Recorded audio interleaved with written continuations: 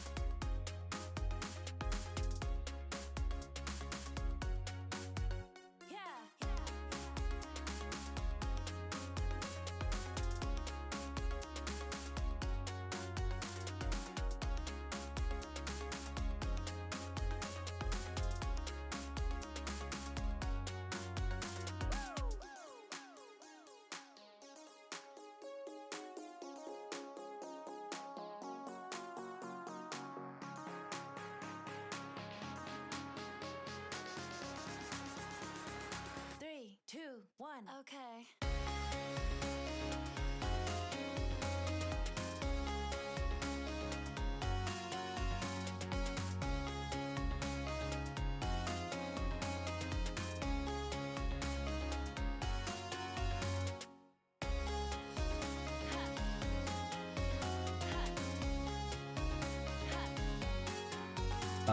Yes, hello everybody. Good morning, good afternoon, good evening, good night, wherever it is in your part of the world.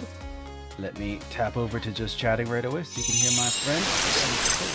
Also introducing you to my chat. No, that's the wrong one. That's not the collab chatting. This is the collab chatting. But yes, hello. Hi everybody. What your question was, I'm sorry. We're already starting. Would you like to introduce yourself? Oh, right. Shit. I fucked that up. But yes, hello. I am Deuscain, variety type streamer on Twitch. I play a lot of RPGs, JRPGs, like fantasy and strategy games, like a lot of vintage and retro stuff. It's a good time. Also, my name is Dan in real life, and I don't really hide that. So we're calling this the Dan and Dan chatting collab because it's funny. Yeah, I saw it's actually in your about section of your channel, I think. But if you want me to call you Deuscain, I can, as you don't mind. Either's fine. We can both just call each other Dan for today. I think that would actually be fairly hilarious.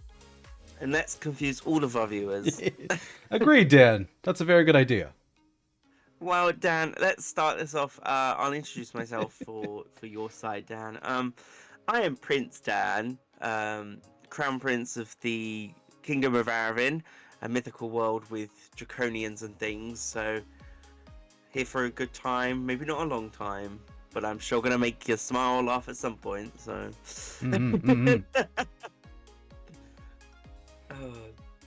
so we were just talking before the stream started, weren't we, Dan? About how neither of us have planned anything. Nope. Nope. When we discussed this initially, one of us, and I'm not saying who, I will not throw either of us under the bus.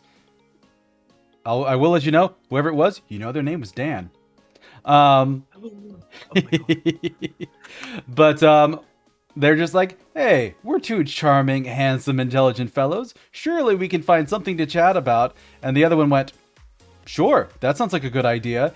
And then we showed up to stream and we're just like, I have done no prep. And the other person's like, I have also done no prep. Oh, and lovely. That's where we are. Yay! Oh, dear. Oh, gosh. Well, I do have a few ramblings, a few rantings I want to do. Let's start off with something light. Let's start off with like what we're looking forward to games-wise of 2024. Now I've not actually looked at what's coming out this year. I looked a little bit because I did like a New Year's Eve stream with my buddy Rad Maho, and that was a question I asked him. And looking it up, it's not as impressive a year as 2023, though that is an extremely high bar to put anywhere, because 23 was nuts.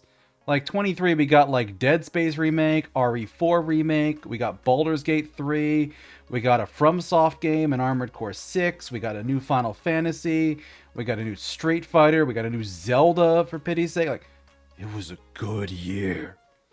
So, like, yeah, after a while, I'm just like, let the devs rest. Let them rest. They need to recover their strength to do another 2023 in like 2 years or 3 years. Let them sleep.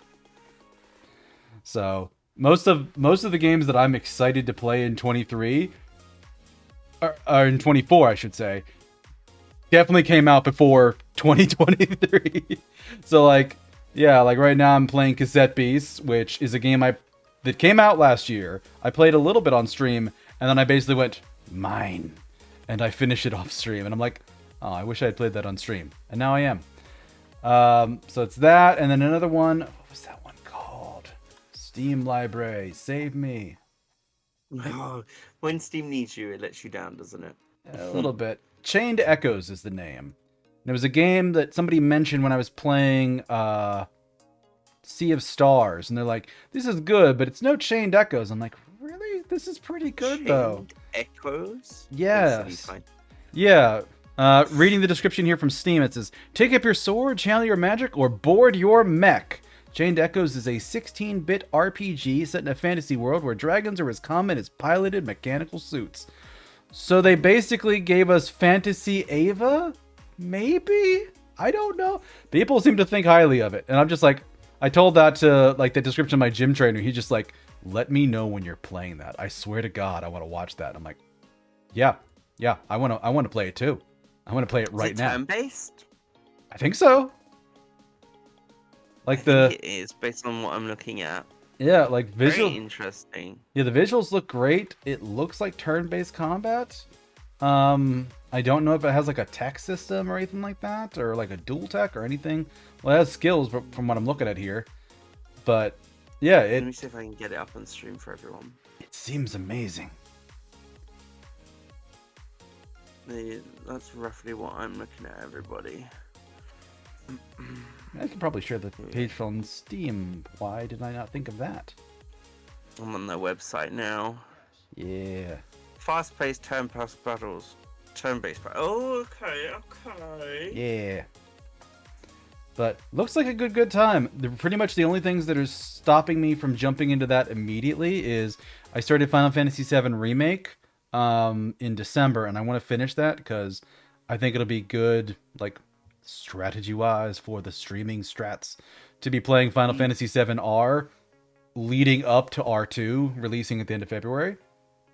And then Cassette Beasts, I absolutely want to play on stream, so I'm going to play that until I beat it. So, yes. And okay. So with me only streaming twice a week at the moment, those are pretty much the only two I can have. And then with... because I mentioned to you at before stream that I was potentially going to be expanding my days streaming because currently I am seeing a gym trainer. After January, I will not be seeing a gym trainer anymore. And I get 2 nights back in the week. And then I can stream more. So, Chained Echoes might start in February. February is looking like a good month for you, which is amazing. Yes. For me, I know my chat said World of Goo 2. World of Goo. Not something I know, but I do have the trailer here. I will mute it in case of copyright. From what?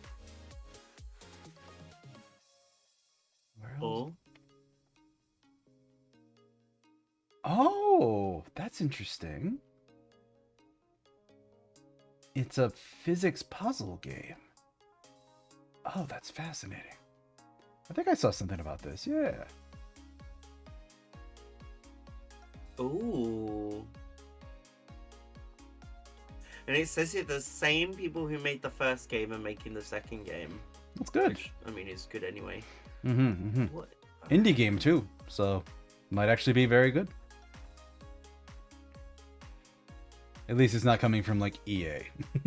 It's got fascinating art, although the goo kind of gives me the heebie-jeebies of like illness, I guess. Maybe a little bit, but it seems 15 years since the first game. Oh, interesting. Wow.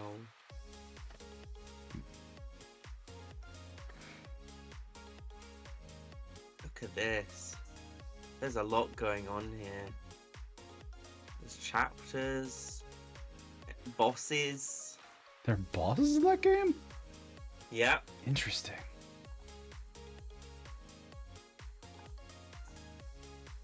This is a good suggestion, Mars. This is a... What a goo too. Very nice.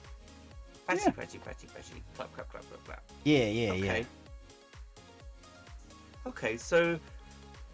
What about me? What about me? Good question. Let me go back. Yes. Games releasing 2024.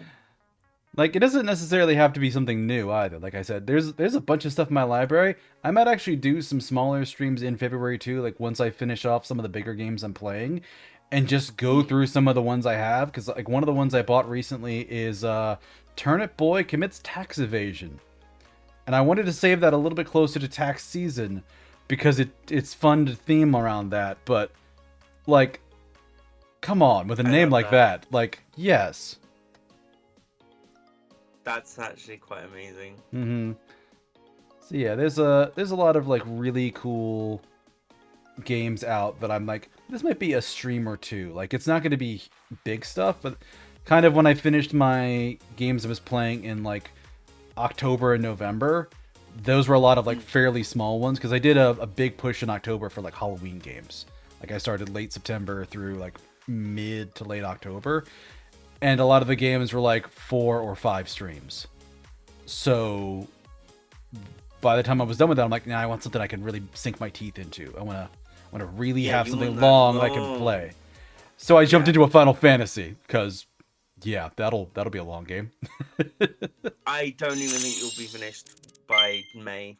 Yeah, thank you for the follow, Nocturnus. Thank you. Some of the games I'm looking forward to this year, let's go through. So I know we have the Suicide Kill the Justice League coming out, and I'm a big Harley Quinn fan, and whilst the gameplay that released early 2023 in that gameplay trailer we shall not ever mention again was questionable, to say the least, in terms of the frame rate and the style of gameplay, the most recent gameplay trailer that came out towards the end was quite better. Yeah. Oh, nice. Quite better. A lot better in my opinion, in terms of more fluidity in the combat, and the control you have over them is, I think, been improved. And the frame rate as well, of course, like the major things we all picked on. The fan base picked on, I should say. That's good, because as long as it's not like another like Sonic movie where the first trailer comes out and everybody's just like, what have you done to my son? And they have to remake the entire thing. Yeah. Thank you for the follow, Casper Locks VTuber. Thank you. Casper! Love you, Casper. Thank you for going and following and lurking. Please lurk, please lurk. Thank you. Another game for next year, Persona 3 Reload. Ooh. The Persona 3 remake that will be coming out towards Thank you for the follow. Q3. Sorry, go ahead. If you need to do thank yous, do thank yous. No, that's fine. We talked about not interrupting each other. I do want to thank people, but I don't want to talk over you. But yeah, P3, nice. That is actually interesting. I might be interested in that. I still have like P5 on my Steam wish list, but it's very near the top. It's something I'm considering, but also I know that's going to be even bigger than like Final Fantasy. So yeah, and P5 Royale is on my to play list for this year. Like, Mm-hmm. I said last year, oh, it's something I really want to do, and then I never got around to doing it. But this year is definitely the year of solo playthroughs, I think, for me. Nice. For everyone. Do you remember playing the first one when you were much younger? Oh. Yeah, I mean, 15 years ago, I too were much younger. I mean, I'm 500 and something years old, but, Yeah, you know, true. still younger. What's funny is when I started like reading up a bit more about those Persona games, I didn't realize at first they were part of the Shin Megami Tensei universe, which I remember playing one of those ages ago. And like, I'm just like, wait, this is Shin Megami Tensei Persona? What? Yeah. What? What?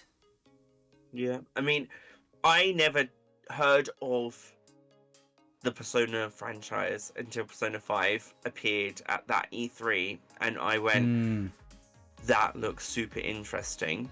I think that was the first one love I it. really heard about too. Yeah, and I never knew the Shin Megami Tensei universe existed, like the games existed, until finishing Persona 5. Like, I played the whole of Persona 5, and then I still didn't know Shin Megami Tensei was a thing until they revealed the number 6. Is it Shin Megami Tensei 6?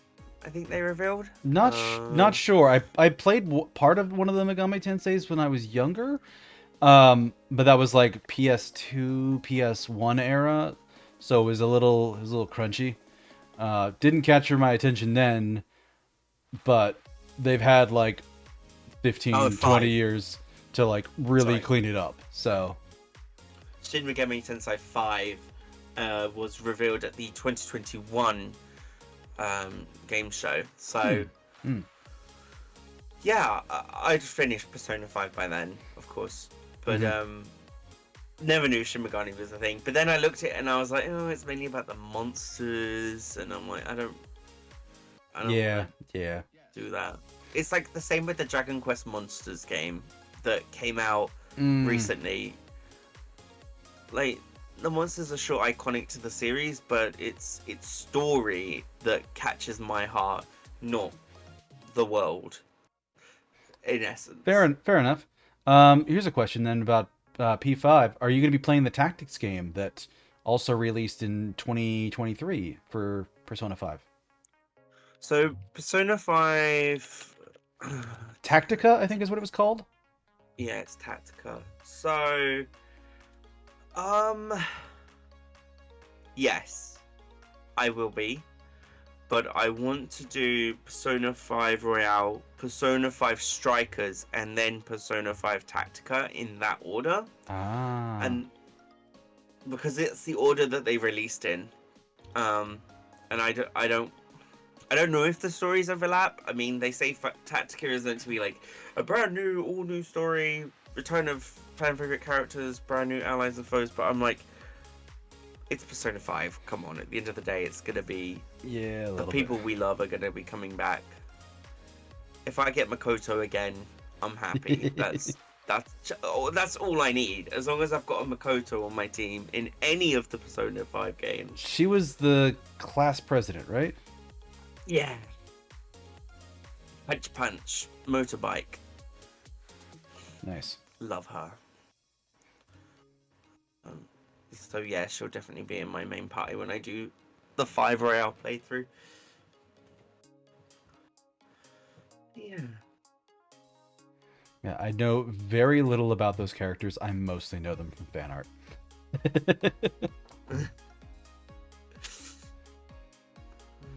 But yeah, I don't know if I want to do like P5 blind or if I want to like look up a few things first and be like, okay, who are the romanceable options and who do I want to really go for, like in that regard? You can ask me now if you like and write it down. Then you don't have to look anything up. That would require admitting publicly on stream that I might want a gun for the teacher. Because I've definitely seen some fan art that makes it sound like you could. And yes. You can. Ooh. I will confirm that now. So good luck with that, though. Oh no! Oh no! It's a doomed run. I like it even more. No. It's more of a case that there are certain points in the game that require your personal character's skills to be of a certain level before that next stage unlocks. Mm-hmm.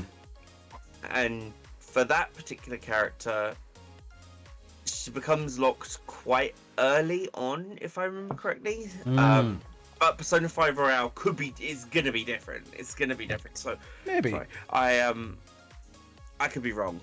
I might go for Be very wrong. I might go for the redhead too, the gymnast. Or I might go for Makoto. She looks cool too. The gymnast. Yeah, what was her name? Haru. Yes, I think. Oh, Haru's adorable. Yeah, she seems sweet. Because I've seen like little bits and pieces of people streaming it, and like, she seems nice.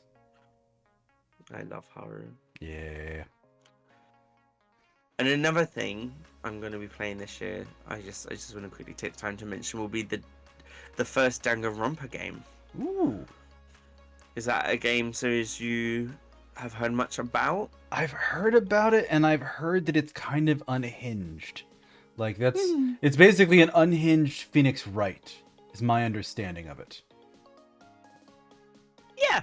Okay. Yeah, I would say if Phoenix Wright had an 18+ rating, that would be Danganronpa. Yeah. Rated R Phoenix Wright game. Love it. I mean, I like those visual novel style games where because one of the first channels I really started watching on Twitch, aside from Critical Role, which is probably the one that got me the most time on Twitch when I first started showing up. But one of them was a group of people that I knew more from stuff that they made in the abridging community.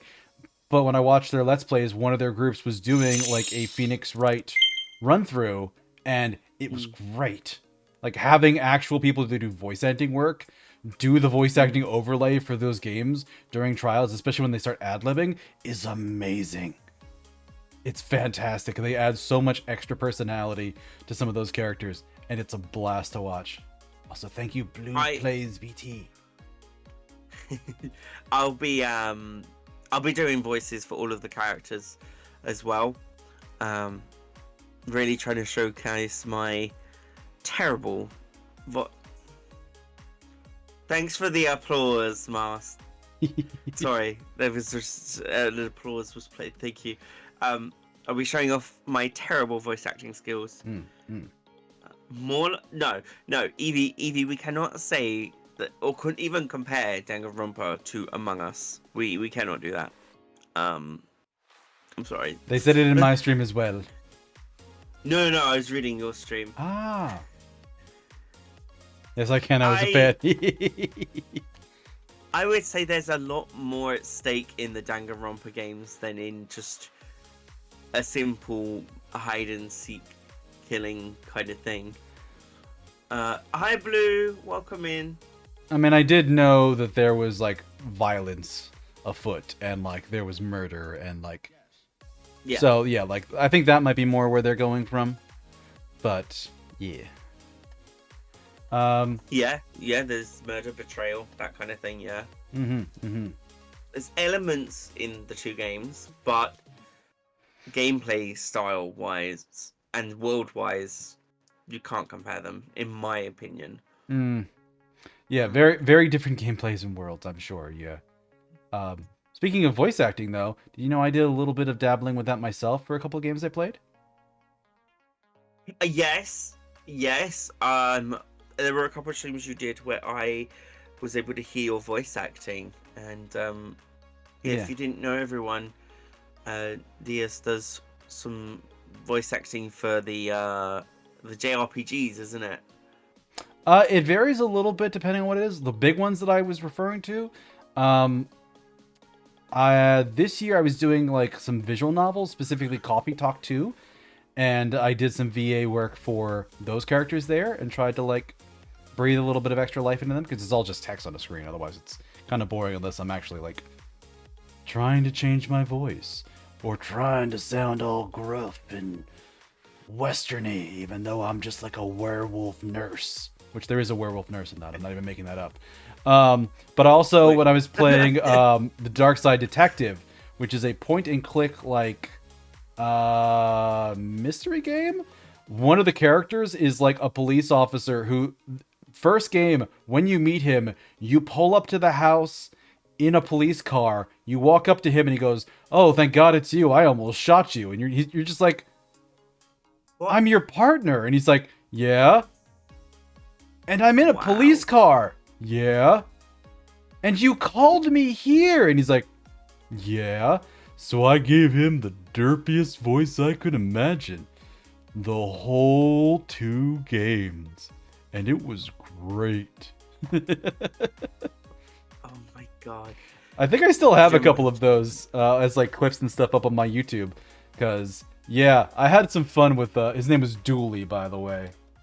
Wait, you have a YouTube? I You have a do? YouTube? Yes.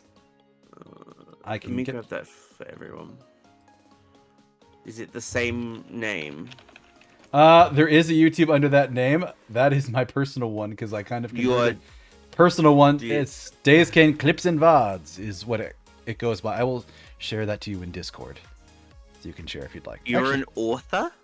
Yes. That's actually why I share the name Daniel with people, because I still sell my books, and it has my legal name on them, like first and last. And I'm like, it was attached to Deuscain beforehand. I don't really want to just stop selling the books. I'm very proud of them. But that kind of means I can't be an unhinged degenerate in the VTubing community, because it's going to be very easy to find me. That's insane. I didn't know you were like an actual published author. Oh my god. Self-published, but yes, mostly poetry, though I did do one book of short stories, flash fiction, and essays. But yeah, 9 books from I think I started in 2010 and went to 2016 for writing. December to December. Wow. Yes. Yeah, it's actually in my links section. So What did you write about? Tell me about this. poetry, mostly. Like it was 7 years of mostly poetry, with 1 year being like, I should probably like write longer things. And Oh my God, yeah. I did like short stories and essays, and yeah, when I published them, the first 2 I like had some help doing the covers, and then the ones after that I basically just used like Photoshop or some kind of program to just make my own covers. So like my 2011 book was just an illustration I did. The 2012 was a composite image of like a picture of like the sky and clouds, and then like I took an old picture frame that I had that was cracked in one corner. Everyone. And Look, everyone, these are Dan's books. Oh, Like, actual on Amazon, you can buy books. That's crazy. I love that. what's really funny to me is occasionally I have to jump in there and basically be like, oh, why did somebody put their fucking Python programming language book on my page? Somebody attributed this to me. No, be gone with you. But yeah, the ones that you're showing right now, 2016, 2015, and 2014, I did all those covers. I actually did the graphic design for those. Wow. Actually, in terms of weird things with me, I even have a merch shop that I don't technically advertise it very much, where you can get some of those as like things on a t-shirt. They're terrible. I made them like 5 years ago, and I had no idea what I was doing. I own a shirt that has that stuff. It's blurry as fuck text because I did a bad job of it. You have a website. I mean, that's my like links cardo, but yes, my writing website with all of my stuff on it, like 1,500 pieces of work with like an archive section on the side. Yes, I've been around for a while. Wow. A store. Oh my god.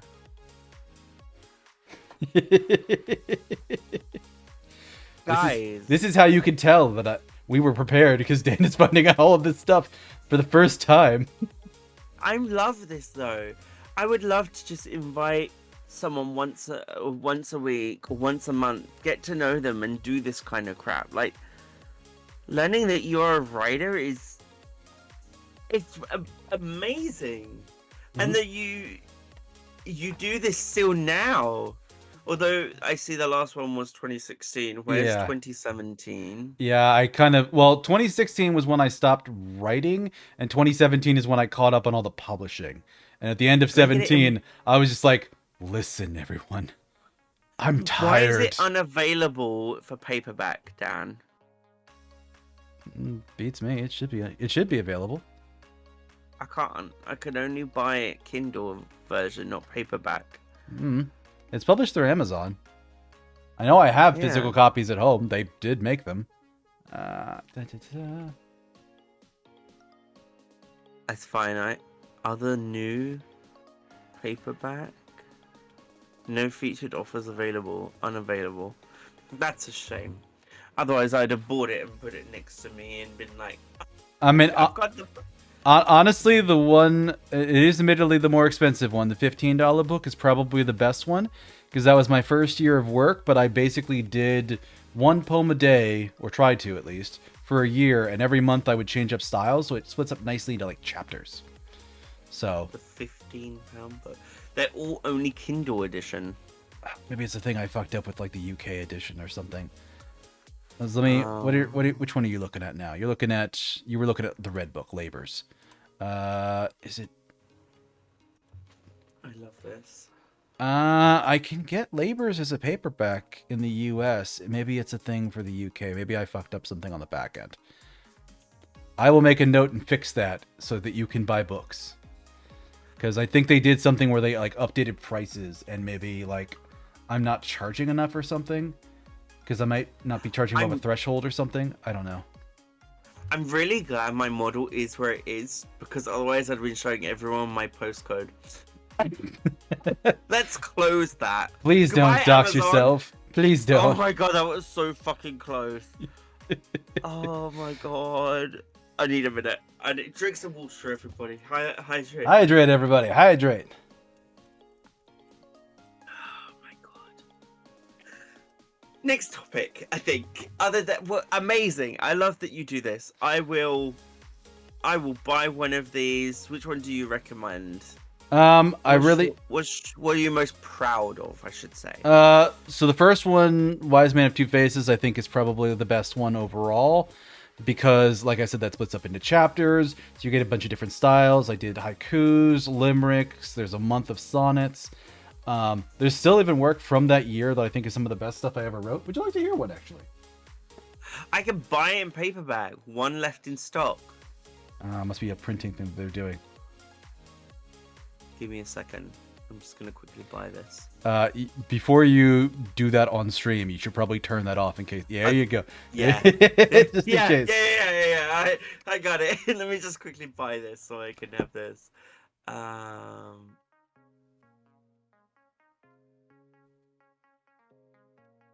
Okay. While I'm doing this, though. Mm-hmm. Oh my god. Shipping is £18. That must be shipping from the US or something. I'm sorry. It is. It is.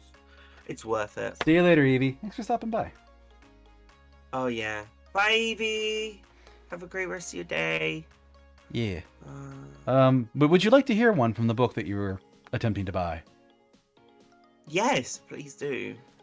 So this was from, I think this was May, when I basically said, fuck it, and I'm going to write what I want. June, actually. But basically it was a freestyle month. So it wasn't locked down to anything specific. But this particular one I called Sensational. I do not know you. For when I see you, it is by the merest flicker of candlelight, dancing along the edges of your skin, ignorant of the depths of your curves. When I hear you, it is only the quietest whisper that hides between the sheets of a midnight tryst, wishing for the timbre of a boisterous afternoon guffaw. When I touch you, it is reminiscent of a polite museum visitor who wistfully desires to more fully experience the magnificent grain and texture of every frozen moment. When I breathe you in, it is a fragrance that teases me, like rich spices wafting through the air, promising a meal that always leaves me hungry for more. When I kiss you, it is a sweet and salty hors d'oeuvre, lacking the depth of palate of the ocean that I can feel in your arms as they try to drag me under. I do not know you, not the feeblest shadow of your radiance, but I look forward to learning with earnest, attentive enthusiasm. Oh. So not only does it sound really good, I like what I did with writing that one, where each of the 5 verses is a different one of the senses. It's sight, sound, touch, scent, and taste. That's really, really good. Yeah. My brain has checked out after you were reading that. Oh, no. Yeah, I wrote that because somebody in my local area is just like, I like spicy ones. I'm like, sure, fuck it. I'll write a spicy one for you. Let's go. And that's what I wrote. Oh, I love that. Mm-hmm. Well, there you have it, everyone. An accomplished writer. So Yes. that's another reason to check out Deus. Absolutely. Mm-hmm.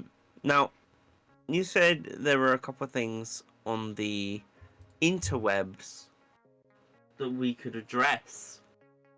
Yes. And Discussions. give our opinions on, discuss about, rant about in some cases, such as myself.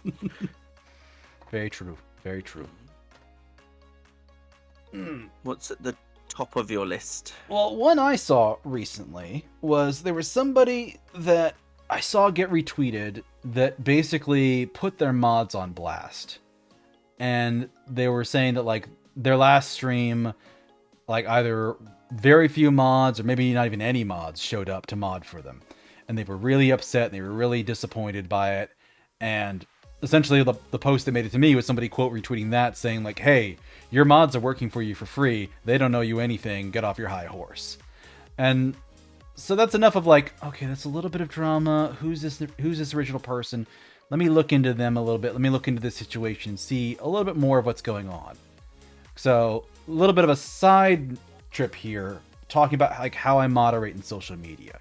Because it's kind of always interesting, like how we each do stuff like that. Obviously, if somebody does anything incredibly bad, they're just gone.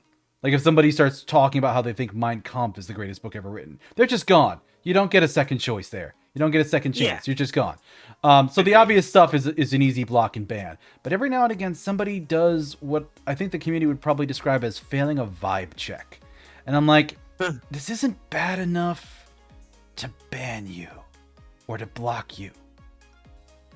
What about But mute? you keep doing that. So mute is another way of like just basically making somebody go away. So what I did was I created a private list on Twitter, and I do this for all my accounts, where if somebody either does a hard fail on a vibe check or they keep doing like weird, like there's like a guy I follow that's an artist that like he described the Super Mario Brothers movie as too cynical for him. And I'm like, really, my dude? Really? The Mario Brothers movie is cynical? So like, I have not seen it. I cannot comment. it's not. It's a kids movie. It's like a fun video game kids movie. Cynical is not the word I would use to describe that. Okay. So what happened? So what I do is I add the people to this list. And that way, if they keep behaving like that, if they keep acting sussy, and I go to add them to the list and they're already there, then I know something's up. Even if I don't remember it. It's basically a way of like tracking like who's being a little naughty. So I started investigating this person's account to see like, oh, hey, do they need to go on the naughty list? And what I found from the person that was putting their mods on blast, it took me a while to get back even like through like a week and a half worth of content that they had posted. They were a very prolific tweeter. And they had a couple of posts that they had done because they had the mod one, and it amounted to essentially like, because I looked into that more thoroughly, and they apparently had like 12 people modding for them, but people weren't showing up for their streams, and okay, looking up their following on Twitch, it was like 2,000 followers. Like, big, but like not huge. Like, I would expect like a modding team of 12 if you had like 20,000 or 30,000 or something like that. Like something really big. But they had like 12 mods for not a huge following, which was odd to me. And then somebody also pointed out, like, hey, putting your mods on blast like this, if I was one of them, this would be really demoralizing, and like I would feel uncomfortable modding for you anymore. I'm like, that's a good point. That's a very good point. So when I was looking back through that, I was kind of trying to like parse, like, who is this person? What's their branding? What's their style of stuff? And I found one post where they were basically upset because they thought people were using them as like a stepping stone in the VTuber community and the content creation community of like, oh, they're trying to use me to get famous, trying to use me to get to this. If I invite you to a collab, it's because I want to be friends with you. I don't want you to be this to all be business. But like, they were also getting on their mods back over like not being there, which if your mods are just your friends, why would they show up to every stream, especially if they were busy? So that's a weird like conflict of vibes that stood out to me. And then I kept digging, and like back like on the 4th of January, I think I saw something where they did a long like 3 or 4 tweet thread talking about how somebody had gotten close to them and like had become friends with them, but then started leaning on their friends and being like, hey, you should hang out and collab with me because I'm friends with Deus. And you should be friends with me too. And they basically put them on blast on social media. And then they also said something about like, also it's really disgusting if you're in a relationship with somebody and you're flirting with somebody in my community, you're cheating, don't do that. And then they're like, but I'm not going to tell anybody who did this. I'm not going to say anything at all. Don't DM me asking for that. I'm like, okay, that's enough failed vibe checks. That's enough red flags. I'm like, that's clout chasing. You're gone. Like you're saying things in public that you don't need to. Like, I understand if you're upset at your mods, you can have that conversation in Discord. You can have that conversation in private. And if you're trying to go professional, you probably should, and you probably should be paying your mods. And if your mods don't show up when they're being paid to show up, fire them or don't pay them. Like, same as a work day. Like if you skip your day at work, you're not going to get paid for it.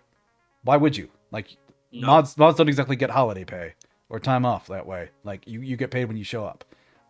So they had this weird conflict of vibes, and they kind of kept being dramatic on social media, which is a thing I don't really like. So drama. Yeah, they got muted. I didn't think they deserved a block because they weren't too toxic, but I think it's a matter of time probably with that account. So what I would do, in the first instance where I see something, I'm like, I don't really want to see that again. I hit those 3 buttons and then hit like not interested in this post, and then see less often. So you're using like the following, like the For You timeline. Yeah. I kind of really spend a lot of my time on the For You rather than the following, which is probably going to be one of my downfalls at some point, and I'll miss something big. But I hit the, not see as much or as often, and that usually gets rid of that person for a nice week or so. And then they come back around again, and I'm like, okay, this is a better post. I can deal with this. But I think that list idea is a really smart way of you keeping track of who's, as you said, naughty. Yeah. Just for the love of God, make the list private. Because you don't want that to be a public list, especially if you like mark it honestly. Because I think mine is just called like strikes, and like the description is just like, you've been bad but not bad enough to ban, and like I don't want anybody to see who's on that list. And occasionally I'll go back through and be like, okay, who's on here? I should probably empty this out of people that have not acted up for a while. Thank you for the look, Angel. Yeah. That's another thing though. If I did have a list like that, I'd have to check it every so often, and that's another thing I have to do. And there's already so much I'm doing. Social media is my like blessing and curse in disguise, I should describe it, because I can go there to run away, but I also can get stuck in there, you know? Yeah. Pops, welcome in. Yeah, that's kind of why I got away from like the algorithmically driven content. I am heavily into chronological timeline and defining my timeline. So like timeline, like the following tab is what I look at on my phone. And that's why like if I don't vibe with somebody, I will unfollow them. Not because I don't like them, not because I hate them, but sometimes it's just like I don't want to see this all the time. Like I had to live through the fallout from the 2016 US election with Trump, and watching all of the left-leaning people I followed lose their freaking minds and just hate watch that man for 4 years. I can't do that again. It's exhausting. So no politics, Deus. It's in your rules. All I said was I couldn't stand following people who talked about politics, which is why my rule's in place. I didn't give an opinion on a politician. Just I was tired of people who hated him. Yeah. Slightly different. You got me there. But yeah, no, I love putting like people into the lists online, because like I have one for like the streamers I interact with on a regular basis. I have one for artists I follow. I just recently made one that's like not talking about, but is like I think I called it like VTuber trends, and it's all like the big VTubers that like I don't really want to follow them. I don't want to see all their posts because they're gonna tweet a lot. But I should probably have a list and just see like what pops there when I notice something, so I can see like if a trend is going on or something. Yeah. And that one is also a private list. All of my lists that I use for like watching and sequencing people out are all private. Like very few of my lists are public, which is probably a shame. We lost track of what we were originally discussing, which was mods. Yes. I got into lists. Sorry, I'm gonna bring you back a bit. Sorry, social media moderation is a thing I am passionate about.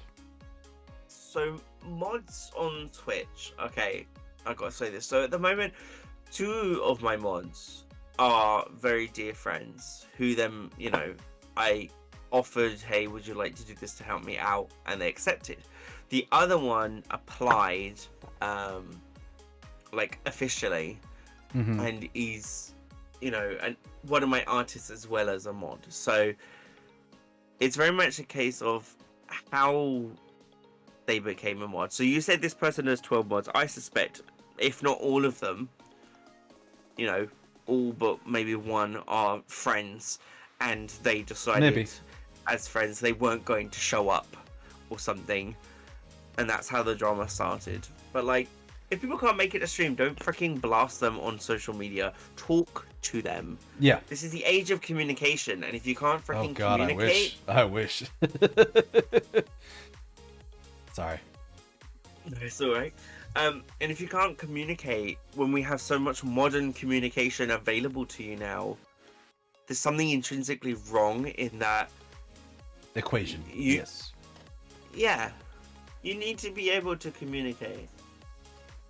Hi Angel, hi Pops. You just woke up. Cheeky. Hello.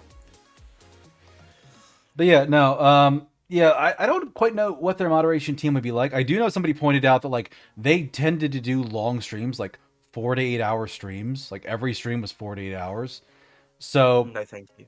Like, I mean, it's fine for some stuff, but it's a bit much for everyone, especially if you're having unpaid mods. Like, personally, I'm not running any mods yet. I'm a bit too small of a channel. I don't really need mods, and any game that I'm playing, most of them I can pause and just go over and moderate it myself. And the few that I couldn't, like if I was playing like Armored Core or Bloodborne or Elden Ring or something like that, screw it. I'll take the hit, I'll go over it, do the moderation myself, and I'll just go do a corpse run or something. No big deal. Yeah. But it seemed unusual that they had so many, and it's one of those like, why do you have more mods than you have days in a week? Like you could have 2 mods a stream for 6 days a week and not even duplicate any mods. Like there was something about it that just seemed odd, which is why I think they were trying to kind of run their mods as like, they're just friends. They're my friends who help me out. In which case, like, they're not beholden to you. They're not required to show up to your streams. Like, Agreed. yeah, like that. If you want to run it as like friends doing friend stuff, then they're not required to show up. Or even if they are, like maybe they'll help and mod that night. Maybe they just need a down night where they can't mod and they're just tired and exhausted. It could be either of those things. And I've honestly considered offering mod services to someone. Oh, I saw you just drop your PNG. But I had to step off screen for a second. I'm back now. But I thought about offering my services to a few people as a mod, basically not because I knew what I was doing, but more of just like, I am a grown adult. I just turned 40 a week ago. I am going to be reliable. Let me do this. In part because I just kind of want to learn the back end of Twitch a little bit better. But even then, like one of the big people I've thought about offering those to has had a couple streams. I'm like, I don't really want to hang around and watch this tonight. I'm kind of just, I just kind of want to do my own thing. And I feel bad about offering to mod for somebody and then just immediately being like, but not this stream. Maybe when you play a different game I like more. Like, maybe not. Maybe not. So, let me talk about my own mod team at the moment. So, I've got Sophie, Ray, and Bree. And it's very much a case of the Discord is very much Sophie's area, not streams. So in terms of streams, Sophie will come by if it's something that interests her, and I completely respect that. I'd rather you be your own person than come in and feel like you're forced to watch me. You know? Very much. Especially in the mod team where, you know, I treat you with as much or as the best respect that I can because you are helping me in the highest degree. So, and then Ray, on the other hand, Ray will generally lurk. I think Ray's in here lurking right now. Hi, Ray. But but for a stream like this, Ray will lurk, but we'll be doing something else at at the same time is what I'm trying to say. Makes sense. Yeah, and I'm happy for that as well, because this is see, if it's a just chatting stream, then I can monitor it myself, that kind of thing. But if it's more than a conversation, if we were like playing a game together, then then I know and I trust 100% know and trust Ray would be more aware of what's going on. But it's I don't want mods to feel like they have to be here. They have to do certain things. They must do what I say. Like, no, this is a community in which we talk. Yeah. So. Like the only instance where I think something like that would be okay would be like if I'm paying you. If you're an employee rather than like somebody who's doing it as like a volunteer, or like even my instance with me offering to mod for other people or thinking about it, like I wouldn't ask for money because what I want would be experience in the Twitch backend as a moderator to learn to do that better. So like that's kind of how I would want to be paid in a way. Like it's probably closer to like an internship rather than anything else. But like I wouldn't really take any shit from somebody. And then if somebody was just like, "Oh, my mods all suck," I'm like, "I'm sorry, I had a birthday party to go to. That's why I wasn't there. I said something because I probably would." But yeah, like I mean, it's I got the impression it was something that was starting to happen a bit more frequently with that streamer, and it could be burnout on the mod team. It could be the streamer was expecting too much from them. It's hard to say. Just with what I was seeing from that particular streamer, I got a bad vibe. They failed that vibe check, and they failed it a couple of times in quick succession when I was just researching them. And that's why I'm not following them, and that's why they're muted, because I don't want to really ever want to see their stuff again. Like they can scream into the void at me all they want. I'm not going to see it, but yeah. And I would be the same way. Like there are those out there who are in the VTuber community who have had drama surrounding them, and just a few in the last couple months. Yeah, and I'm just that type of person who, if I don't want to engage with you, at all, I will just block. I do it to protect myself, my community, and my own well-being as well. Specifically my well-being, like my mental well-being. Oh yeah, super Because important. of like, yeah, because if we're not okay, we can't be there when we need to be, you know, like making you guys laugh and cry sometimes or whatever the hell we make you feel. So yeah, if there's definitely someone who gives me those fails that vibe check, as you said, then yeah, it's generally just a block for me. Yeah, like the list is really there for when it's not severe enough to fail, like to just get auto muted or blocked. Because I will do that fairly often. Because I have a couple Twitter accounts. The one that is not the streamer account, that one is a lot more block happy. The streamer account, I'm a little bit more political, especially with other streamers, where like if I don't like them, I'll probably mute instead of block. But if I really don't like you, you're getting blocked. And I have a few fairly large streamers blocked that I'm just like, I don't care. I don't like you. I don't want you to ever see my stuff. I don't ever want to see your stuff. We're done before we ever started. And if you have a problem with that, all that means is I was right. Oh.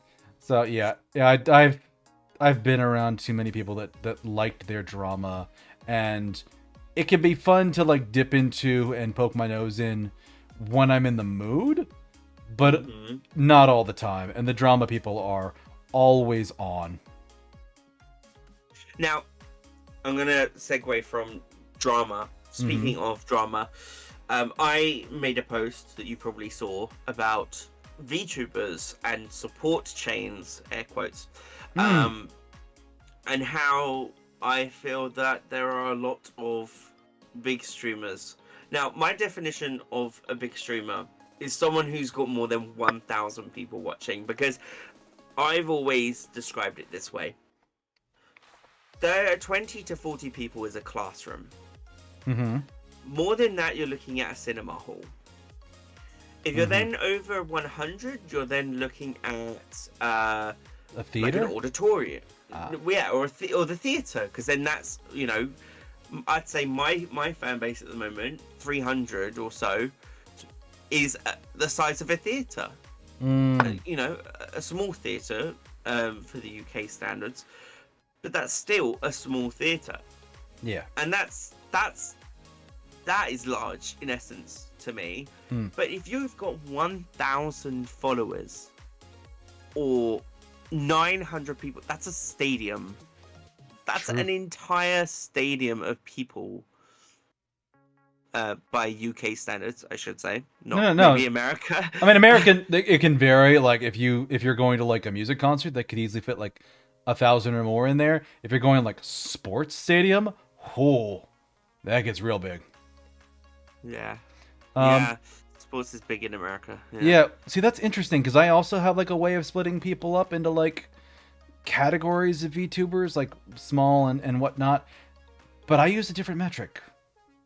Okay. What do you use? I do it more from like viewers, not from followers. The followers can be significant, but like the way social media tends to work is like, regardless of how big your following is, you're probably only going to get 1 to 3% engagement. So like that 1,000 followers might equate to like 30 people in a stream, and that's still a lot. It is a lot, but it's something like you could moderate yourself still. But like I look at it as like there are people like me who are probably what I would call hobbyists. Like we're doing it to grow, we're doing it to start off, we're doing it for the love of what we do. We're not really making a lot of money.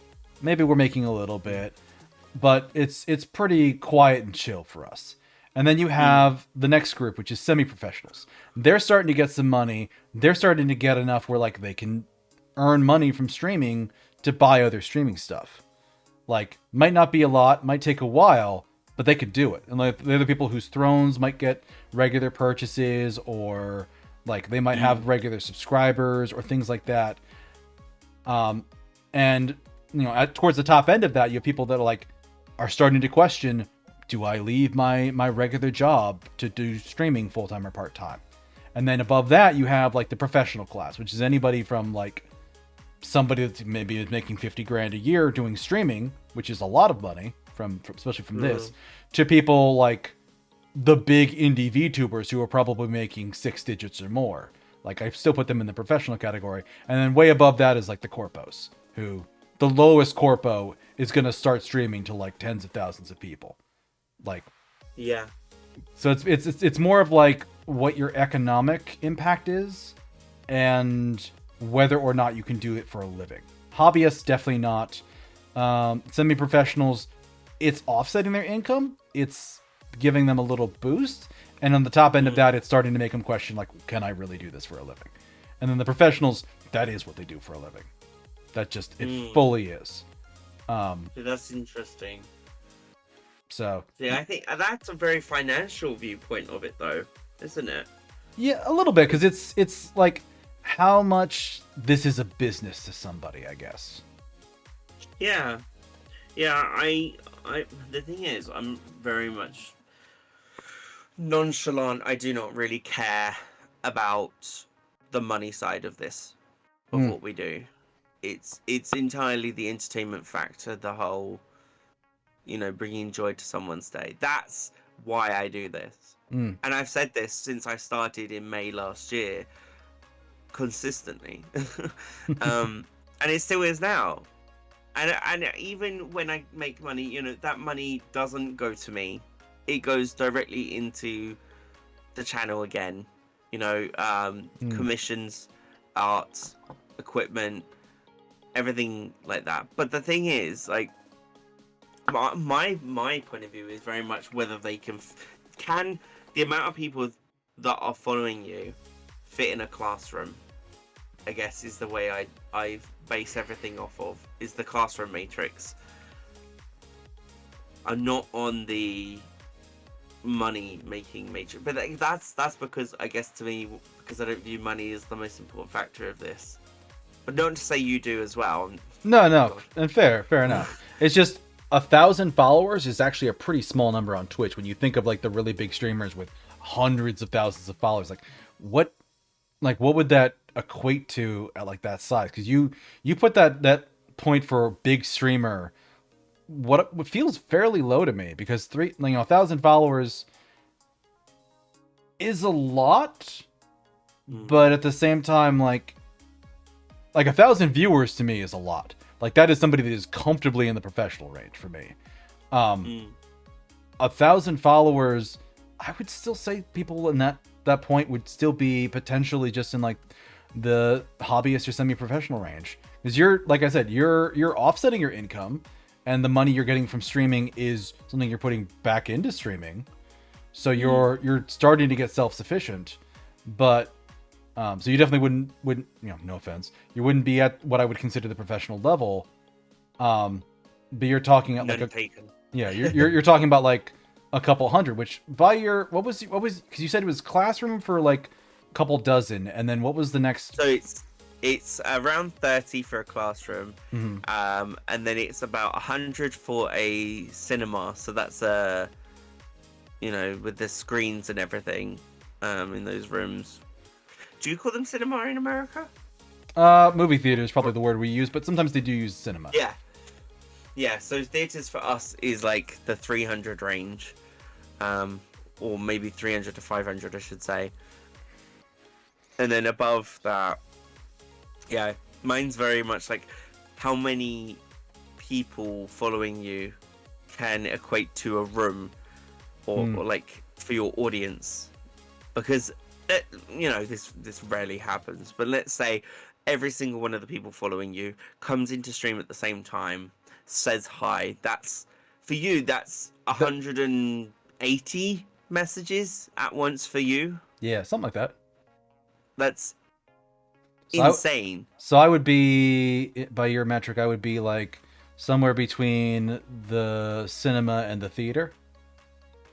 Yeah, I'd say you're maybe what we call an IMAX over here in the UK. So an IMAX cinema. So that's, the chairs are really, really comfy. Everything's really cushy, but it's also really expensive. And you heard your own snacks, okay? You heard it here, folks. Dan's a pricey date. Oh my god. No, I don't go to IMAXs. I could be talking about myself. Oh. Which is even good, funnier. yeah. Which is even. Oh my god, you lost the thread, Dan. You lost the thread. But it's even funnier because my whole design is basically like jeans and a hoodie and a jacket, which is just funny to describe myself as a pricey date with this handsome getup. I mean, I'm literally in a tunic, like just a green ass tunic with a cape and some blue jeans. But that could be high quality fabrics. That might be silk for all I know. I mean, the cape is probably silk. Mm-hmm. Yeah. Anyway, howdy, Delirium. Welcome in. Hello. Which Dan are you talking to? Because we're both Dan right now. So. Well, we both said hello, so they're covered. Oh yeah, both of us. Yeah. What were we talking about?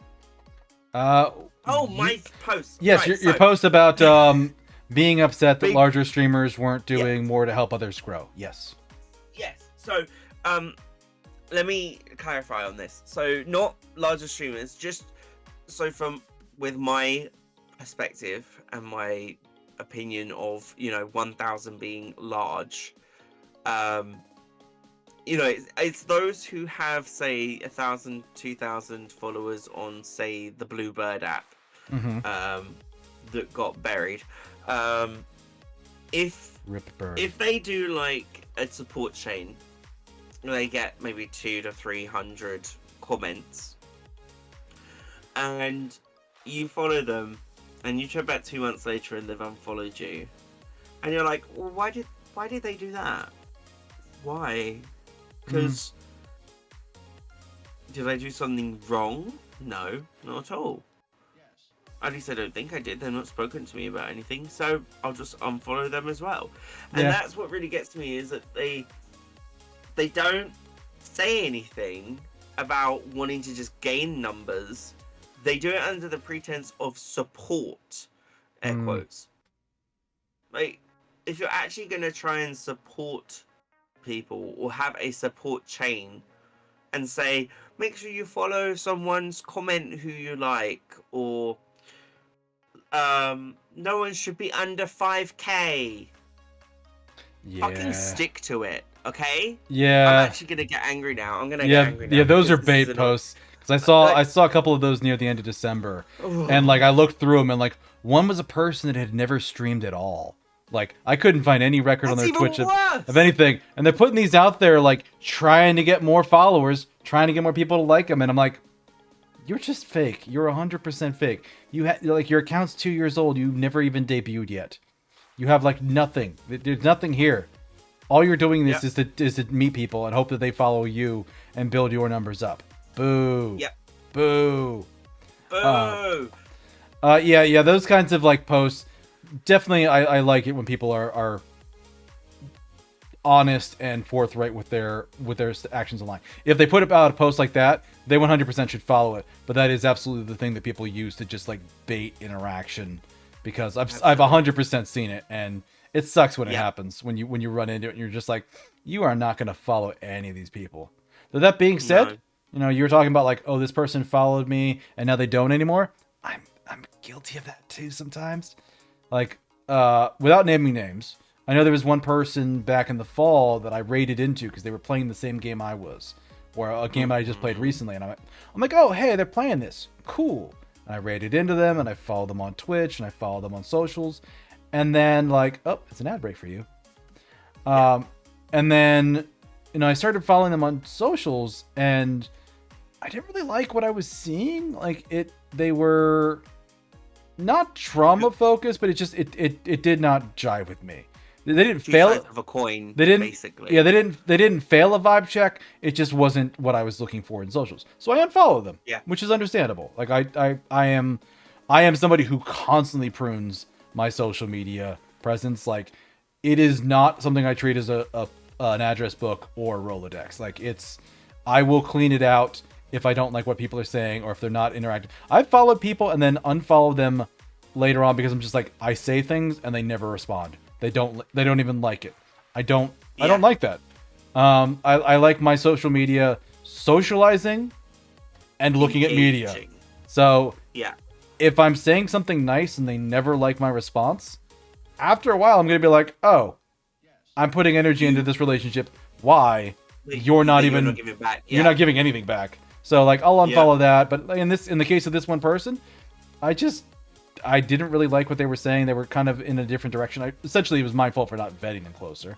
But did they follow you? They did follow me, and then after I unfollowed them, I used some service for like multi-posting stuff across different web services that also like once a week gives me a notice saying like, oh hey, here's everybody that unfollowed you in the last week. And they did unfollow me afterwards. And I wasn't offended. I wasn't bothered. Like they basically saw me follow them for a week or two, and then I unfollowed them and they unfollowed me, and I'm like, fine, that's okay. I'm not upset. So they may have had the same opinion towards you then, because you didn't say anything. Possibly. About unfollowing, yeah. Yeah, there's always kind of that thing, like as a viewer, as somebody that came to streaming as like a longtime viewer and longtime person in like a bunch of different live stream services, the people performing don't always have time and energy to have a one-to-one relationship with a streamer, and a streamer definitely doesn't have time and energy to have a one-on-one relationship with each person in chat. Like not unless you have a fairly small community. Once you start getting to like that theater size or cinema size and you stadium size and it gets bigger and bigger, like I wouldn't expect everyone in my community to like come to me and be like, hey, you did something in stream the other night that kind of bothered me. Like if I'm way out of line, do it. Call me out on my bullshit. If it just made them uncomfortable, like I've been the person who's tried to have that conversation with a content creator and gotten emotionally stepped on by the result. It just felt like shit afterwards. So these days, if I don't like it, I'll usually just quietly leave. Like for many people, it's a small enough community or a big enough community. Most of them don't even notice. And then leaving, the person earlier, I didn't mute them. I didn't block them. They're fine. They're out there doing their best thing. I didn't want to watch them anymore.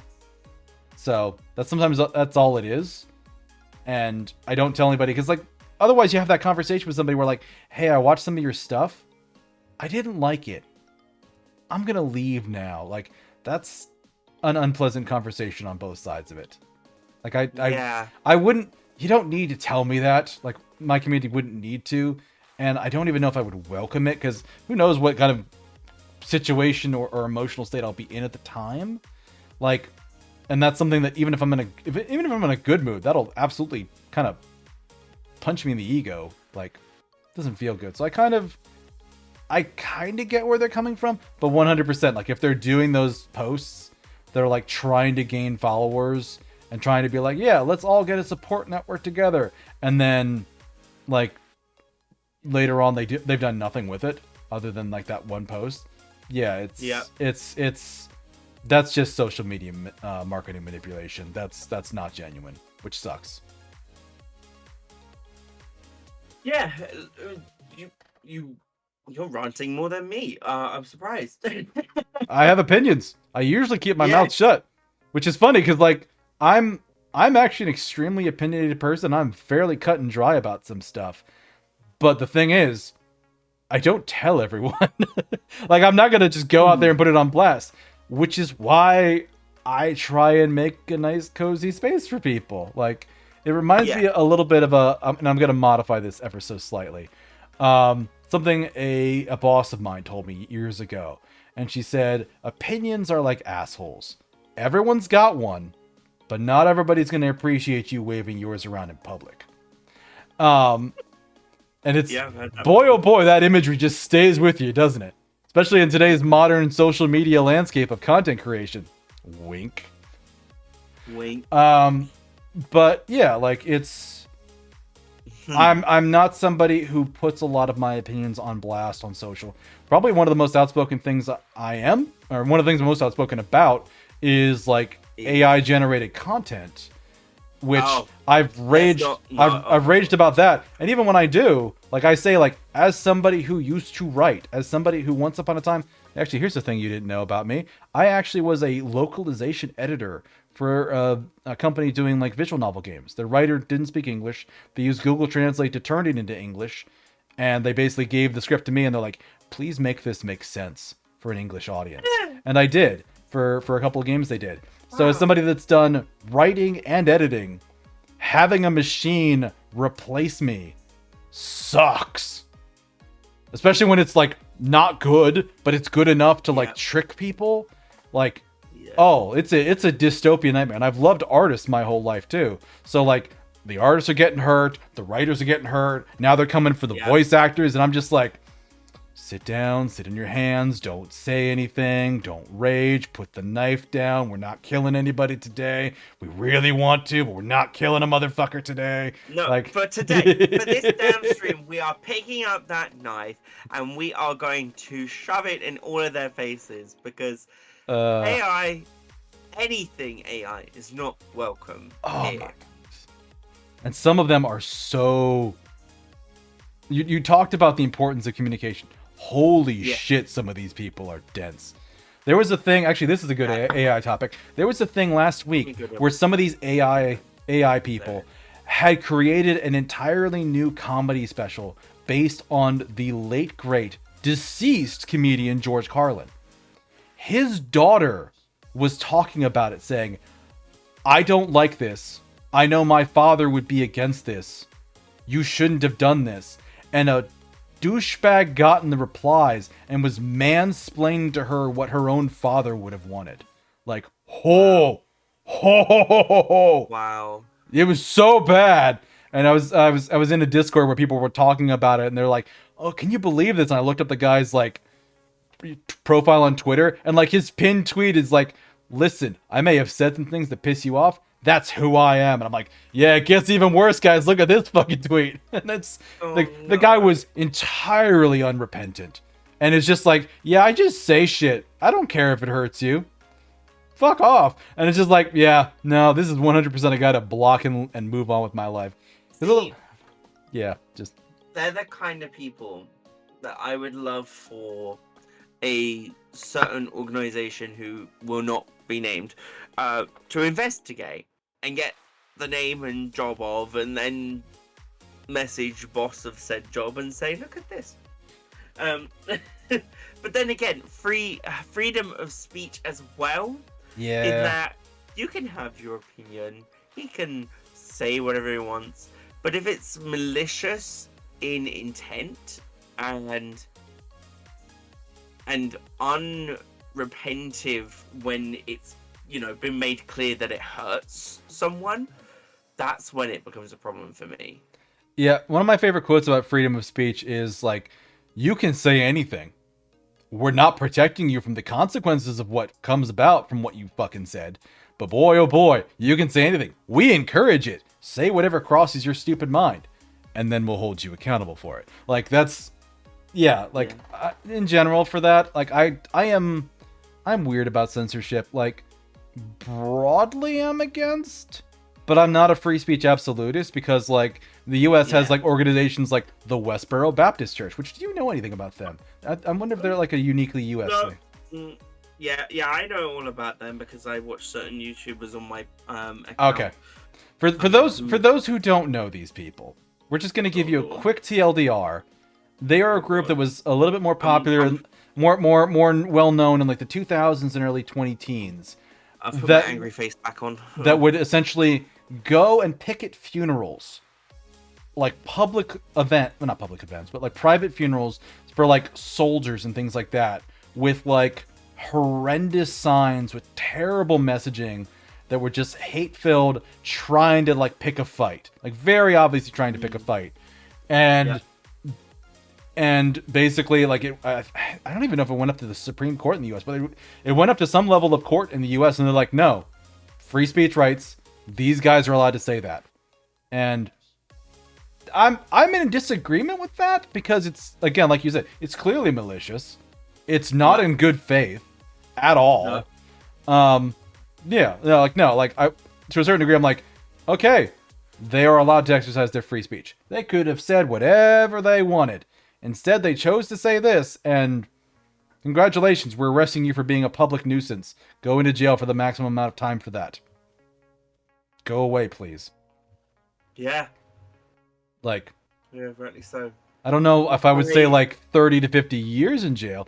Emotionally, yes. Legally, probably not. That's a bad precedent. And I acknowledge that. But like, yeah. So one of the things, I just, sorry to interrupt. It's just mhm. with the topic of the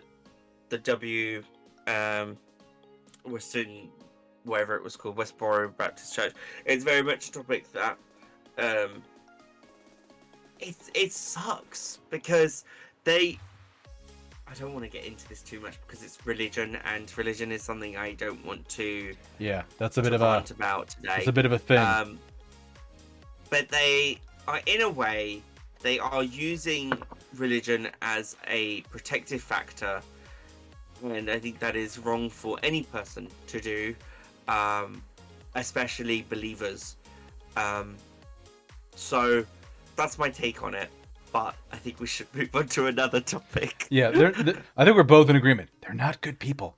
But in terms of like an example of like free speech and like rights and things like that and censorship, they are a great casebook study of like, this is a thing that the courts say that I maybe don't disagree. Maybe I don't agree with quite as much. Maybe I think some people are just rotten and need to go away for a little while. Okay, let's bring it back. So let's talk about some of the news from this week. So I noticed, I actually watched recently a video of some major people in the YouTube scene who are leaving. Namely, the one and only Matt Pat will be leaving his seat as, head of Game Theory and all the other theory shows, in order to be able to live the life that he couldn't because he was building Game Theory and the others. So what's your opinion on that news?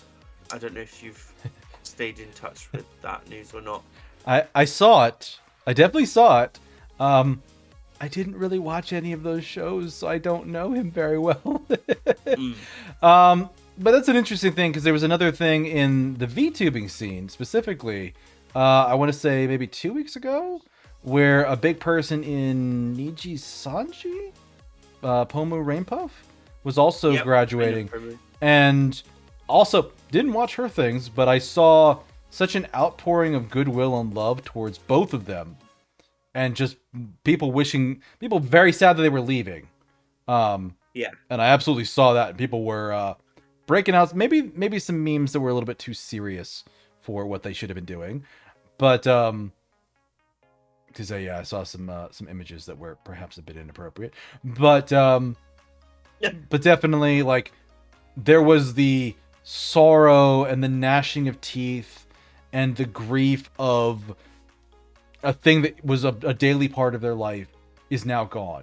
And I can empathize with that. I my heart goes out to them. I kind of had that big moment for myself years ago. There was a long time ago, back when I was kind of like really into manga and before like a lot of like copyright stuff got a little bit more caught up.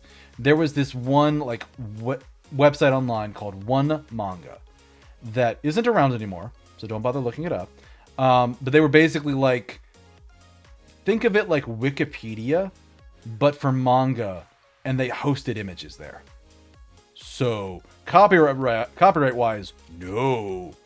But essentially, like they would host it there until they were asked to take it down, and then they would.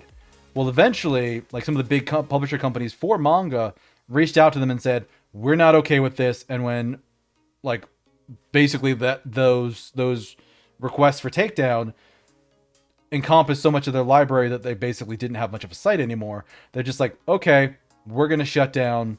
It's all going away. For the next 2 weeks, we're turning on downloads. Go nuts, everybody. And people did, and then it closed down, and it went away. I think it came back eventually as something a little bit different, where like, rather than hosting the content, it was like just tracking when like groups that was translating it like released updates. And like when chapters would be out, but they wouldn't host any of it, so they weren't in the same like legal situation. But yeah, that was definitely a place that like Hi, Wicked Danish. I'm not sure which Dan you're talking to, but hello. But that was definitely like, that was a place I went to every day for years. And having it go away, yeah, that hit me in the feels. That hit me in the feels when it happened. So I can understand with like Pomu or Matt Pat, like so many people like care about those content creators that, yeah, I would expect a sorrow and a gnashing of teeth and a grief of them parting. And yeah, but I don't personally experience it. I don't know enough about either of them to really chime in that way, other than just like the empathy of having gone through something similar, and just kind of hoping that the people that brought you joy are hopefully moving on to other things that both bring them joy and might bring them back to their community. Poma, people were speculating left, right, and center what she might be doing next. I have no idea how much of any of that is right. We'll find out in a couple months for some of it. And then for... Danish, you're the cute one, Danish. Not us. You're the cute one. I might want to nibble later. But yeah. But no, like... And I don't know what Matt Pat is going to be doing going on from this, but you said it basically, now that he's built up those channels and they're self-sufficient, he's going to go off and do his own life and do his own thing. And yeah, good for him. Like that, it reminds me of a martial arts movie I saw a long time ago, Hero, starring Jet Li. Have you ever seen it? No. I'm going to give away a bit of the ending, but I will tell you in a way that is as spoiler-free as possible. Wait, Heroes, did you say? Hero singular. And it stars Jet Li specifically. Because I think they pronounce it. Hey, Gracie. It's a film. Oh, no, I've never seen that. No. So basically it starts off with this, like, government bureaucrat coming to visit the king because he slew 3 legendary assassins. And as he tells the story to the king of how he did it and what he did and how, you know, what went on, it gets more complicated and the king realizes something's going on. But one of the things that he had done was he had gone to 2 legendary assassins who almost succeeded in killing the king years ago. Ah, there I go. My mouth was kind of stuck. They almost succeeded in killing the king years ago. Hydrating. They almost succeeded in killing the king ages ago, but they didn't for whatever reason. And when he went to go meet them, he told the king, I asked him to make me a scroll with the word sword written on it. And there are 17 variations of the word sword. I asked for the 18th variation, his version, because it would reveal the secrets of his swordsmanship. And towards the end of the film, as things kind of go to a climax, the king is looking up at the scroll and he just kind of goes, aha!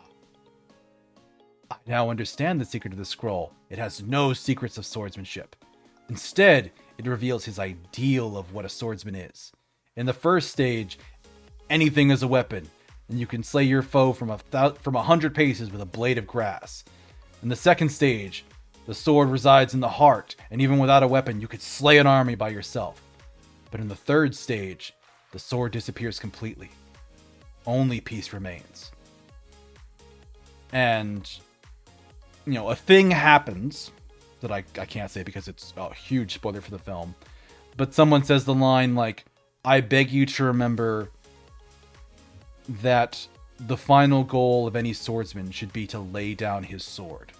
And I like that as an idea and a theory. Like, the people that make content for us, however much we love them, I want them to be happy doing. Because I've seen far too many people burn out and run themselves in the ground, both in the VTubing and streaming industry and just in content creation in general. And yeah, I want them to be happy. I want more stuff, but I want them to be happy.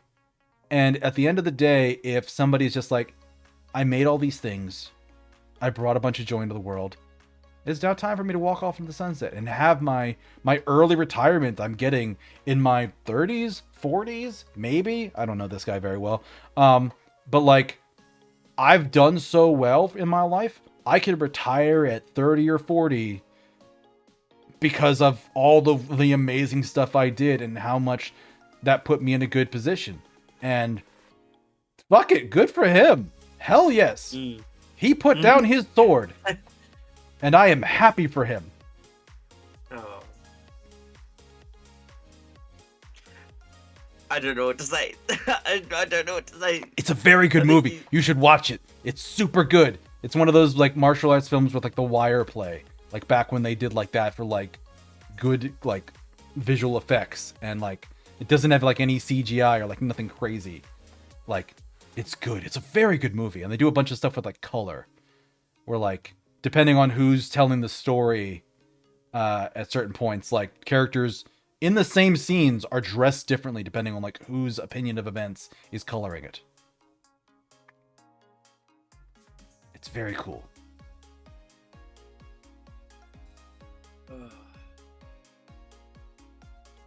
But yes, now that I've explained what I feel about these two content creators who have disappeared from the internet or are fading away soon, what are your opinions, Dan? We didn't get your voice on this at all. On what topic? Sorry. Matt Patton Pomu. Which this is the part of the show where Dan throws Dan under the bus. Ha You're just like, I'm processing my feelings. I'm like, well, get into that bus and process them some more, Dan. Sorry. I think with Pomu, it very much comes. Oh, it's okay. With Pomu, it very much comes to the corporate side of things. Like,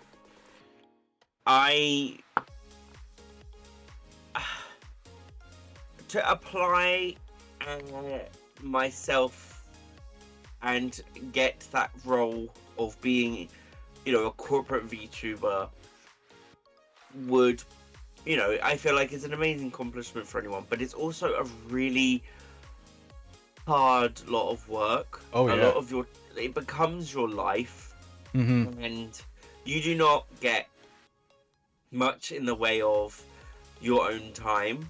Yep. Very, very much in the way that you don't with a full-time job.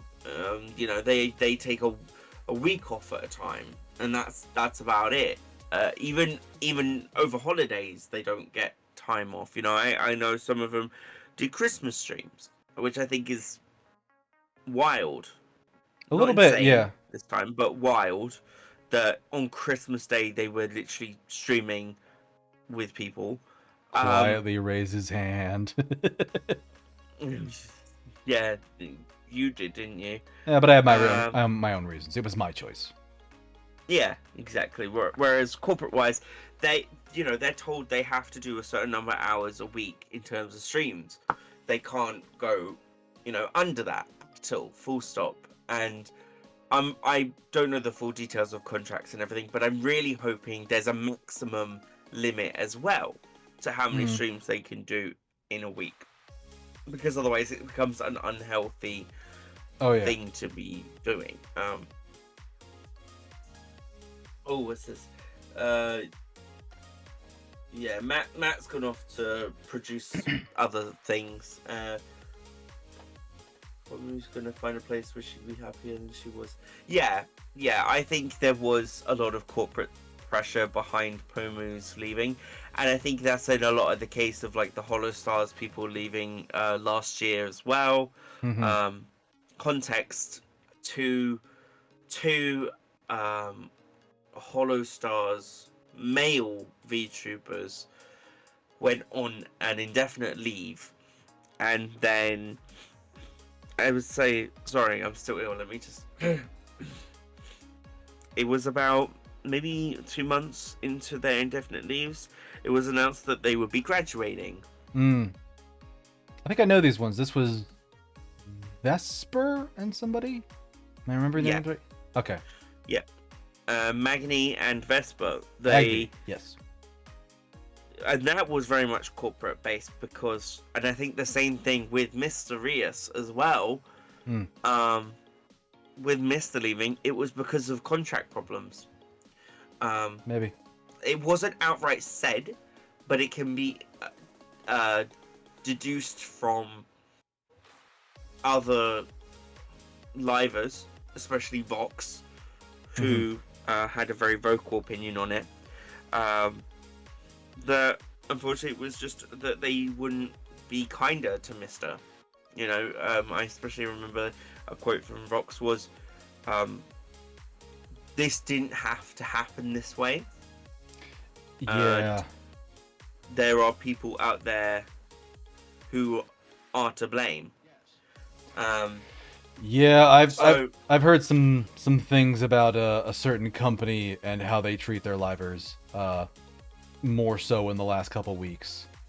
yeah, So that doesn't surprise me, especially with things happening to their English speaking branches. That they don't sound like they treat them very well.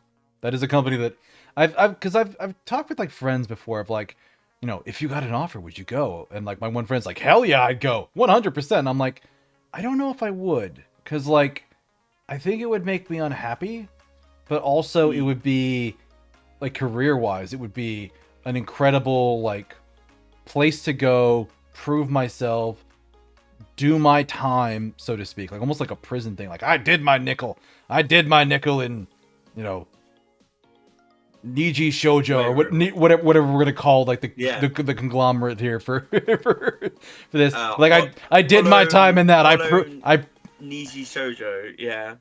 I did my time in that, and that's how I became a good content creator outside of that. Like it feels like a make it or break it ground in some ways, almost like a forging for some people. So I get it, and like I said, it would be a good career move. I just feel like I would be so unhappy.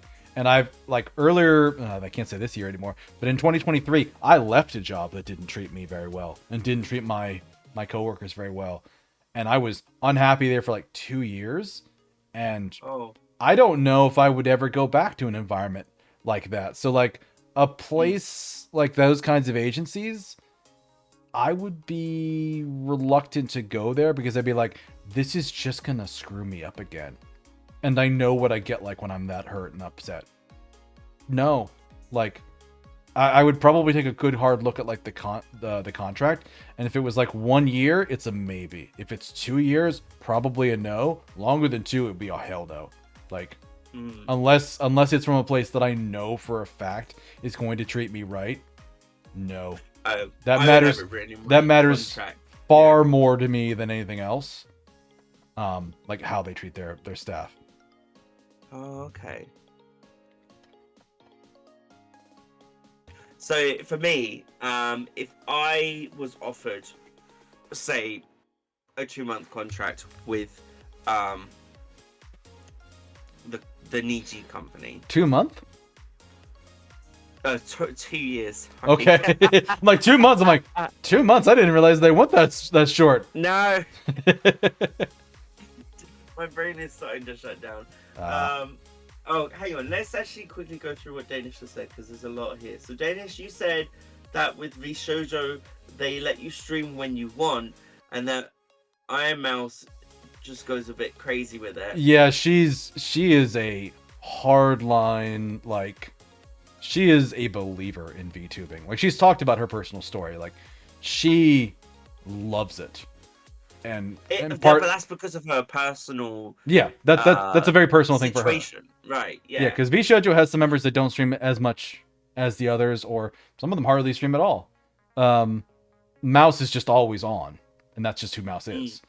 Yeah, they mentioned here like Kuro talking about it, and bad things, and a tax thing. Yeah, I heard some of those conversations, and yeah, like that's kind of the story I heard behind Kuro. Streaming is her favorite thing ever, and that's where she's happy. Yeah, I heard. What did she say? Like, streaming is what she does for fun, and the hard work for her begins when she gets off stream. And I think with her life that makes sense. And it's where she's happy. Oh. Yeah. I wish Mouse all the best. I'm super happy she won that award this past year. Though people online were like, "What's a fucking VTuber winning this?" I'm like, "You clearly don't know who Iron Mouse is." Like, holy shit! Like. The benchmark for her, like her streams are like the example I use when I talk about like the Twitch, what is it? Like the split for monetization, like 50-50 versus like 70-30. Because some people are like all up in arms about not getting 70-30 anymore, or not getting it as easily. And like, because Mouse did a couple of subathons, and one she got like 200,000 or like 100,000 like subs. I think it was 100,000. We'll say 100,000 just to make the math easy. And like, that's $500,000 from her community at a minimum. If they're only tier 1s, it's $500,000 from her community. like at 50-50, she's got $250,000 from 1 month of streaming, and she donated it. She doesn't even need it. She donated it. Like, which is nutty.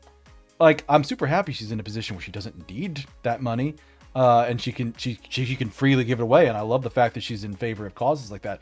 But like, if she was 70-30 instead of 50-50, 70-30 would be like 350,000 is what she would have instead. So she would have an extra $100,000 to donate, which is fantastic. But at the same time, Iron Mouse could give up $250,000. $100,000 is not that much to her. Like, so it's just like, if you're making $250,000, and again, like that's just from like an event, it was a charity and something like that. Like, so she's huge, but like for the 70-30 split, like if you're at a point where it's making a huge difference for you, you're probably fine without it. Like the top streamers getting 70-30, like most of them don't need it. They actually would do really fucking fine with the 50-50. I would be happy with 50-50 for fuck's sake.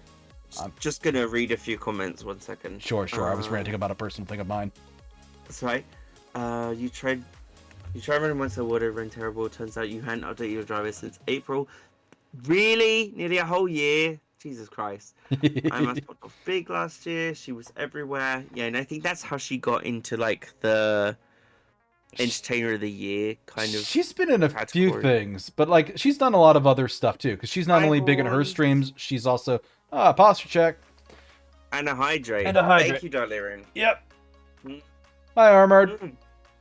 Love that. But yeah, Mouse is huge, and she's getting even bigger, which is crazy, because she is like, you know, talking about streamers, like on both of our spectrums, she's huge, and specifically like even in mine, like her debuts have to have thousands of people, tens of thousands of people. I remember one for like Natasha and Yanners that had 20k people as viewers for a model debut. Like, yeah, they are huge. Same with Nina. When Mouse found out Nina was leaving Niji, she called Gun and was like, get her here, give her a place where she can belong. Both Maka and Kuro said that the best thing about V-Shoujo is that they are way into mental health and the managers help the talent. Yeah, I heard about that. Like, I forget if it was Maka or Kuro, but like, I think it was Maka. You learned about it from a Maxwell video. Oh. But like, I think Maka was actually saying like, specifically like the people that helped her on board into V-Shoujo were like, and here's our mental health policy. We encourage people to use it and talk to a mental health professional. Streaming's really stressful. This is super helpful. And she's just like, what do you mean? What do you mean? And like, nobody had ever pushed that with her before. Nobody ever told her about it, which it's so good with having like a company that like treats people that well. Yeah, I mean, that's what I'm like with all my friends. It's very much a case of you need to look after yourself first before you can help anyone else. Yes. And I'll always be like that. But touching on something real quick, something I want to talk about is, you know, if I made enough money or whatever, would I leave? You know, if I got offered a contract to go full time with a corporate, would I leave my real job? I would never leave my real job. My real job is something I have fought to get into. It is something I absolutely love and enjoy. Day to day is crazy, and then there are some days where it's really nice and calm, and I can breathe, ready for the next piece of work. You know, not many people know what I do in my real life, and that's gonna stay a mirage. It's very much gonna be I work at the palace. You're not gonna learn that about me, because then I may get questions that are too personal, or questions that are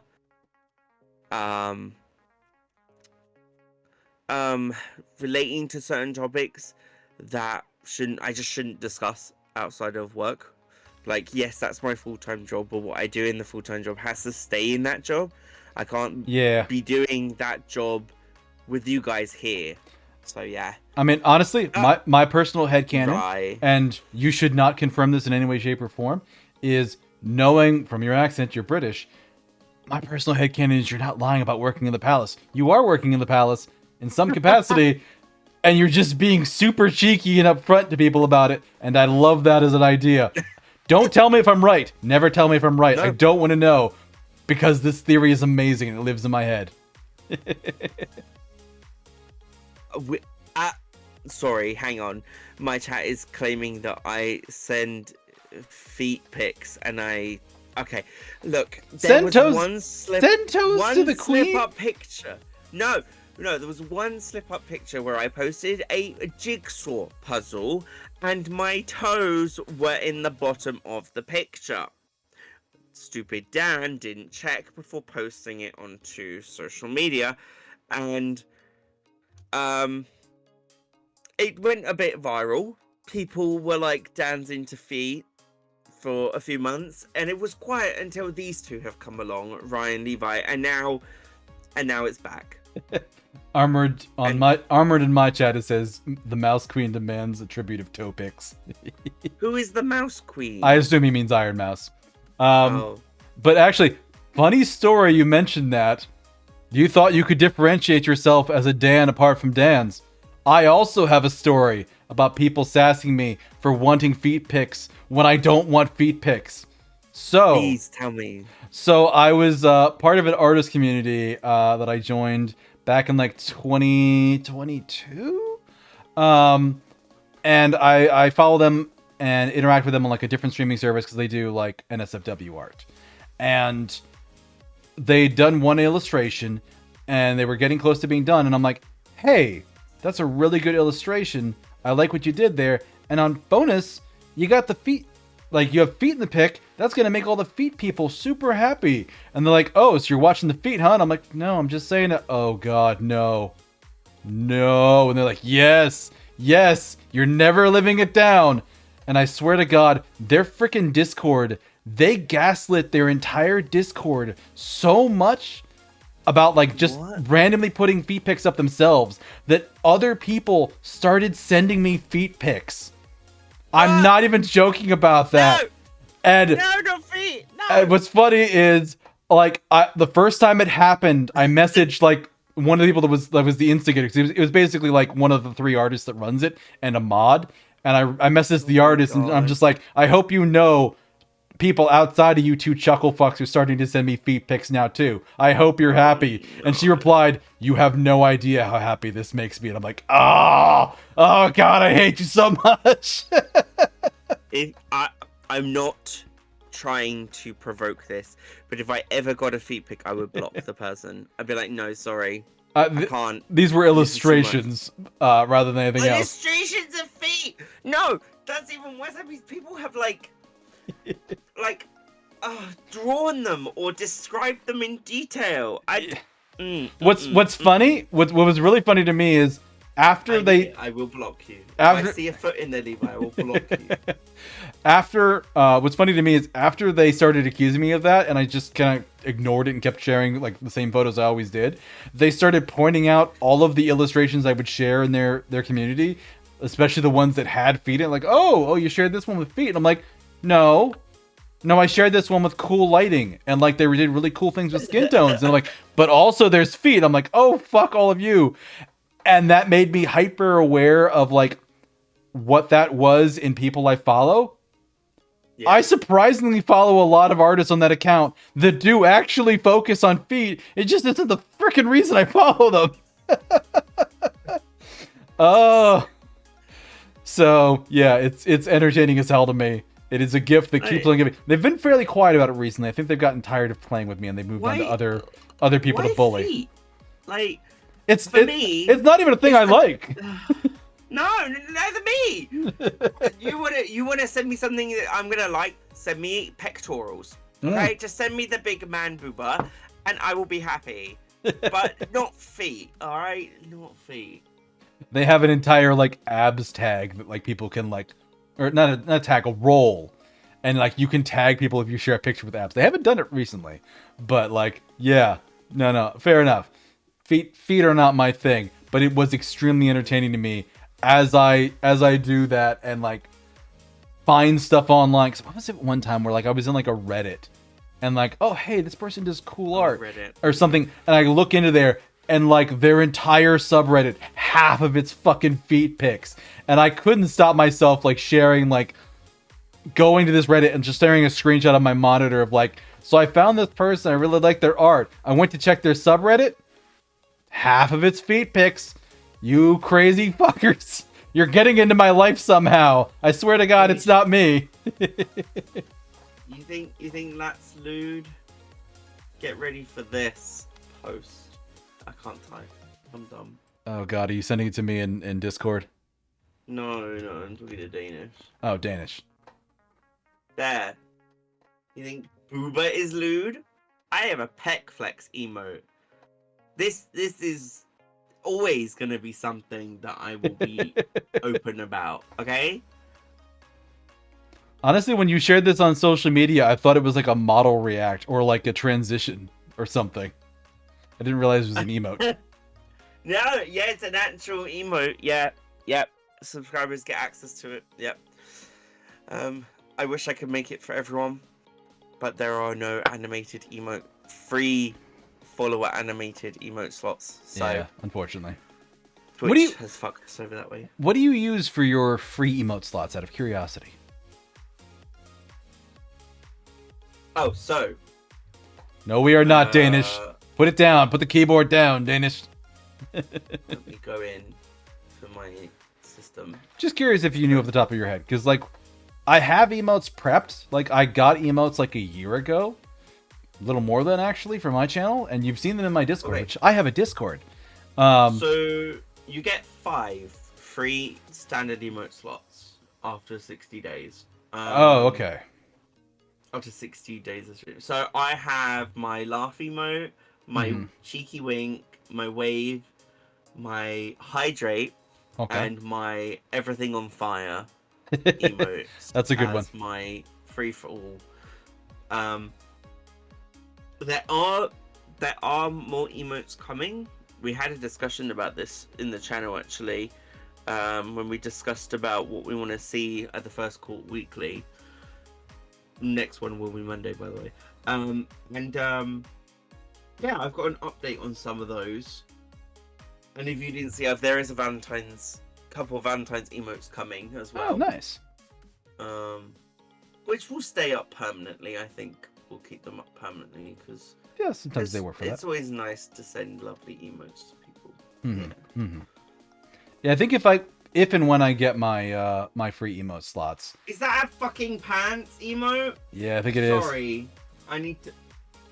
They're grabbing their crotch. I told that Danish get not past to. Twitch? I told them to put it down. Danish, what the actual fuck-a-doo-doo-doo? No. Why? What is that? Sagena shorts? What's that? It's just someone's boxers. Oh my god. Oh goodness. But no, I think with my with my emote slots, I definitely would do a wave because I like having wave emotes and having one from my own account that I could use with other people and use when I'm joining other streams. I would love that. Maybe the Pog one. I like the little like sparkle in my eye for that one. The tears one I love, but it really only shines when it's big. So Danish, I will time you out. Behave yourself. Swear.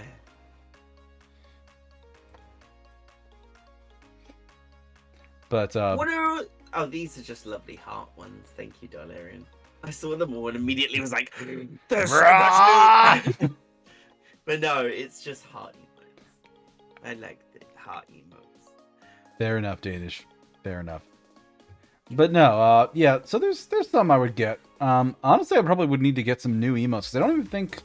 I think the person who made my emotes isn't even taking commissions anymore.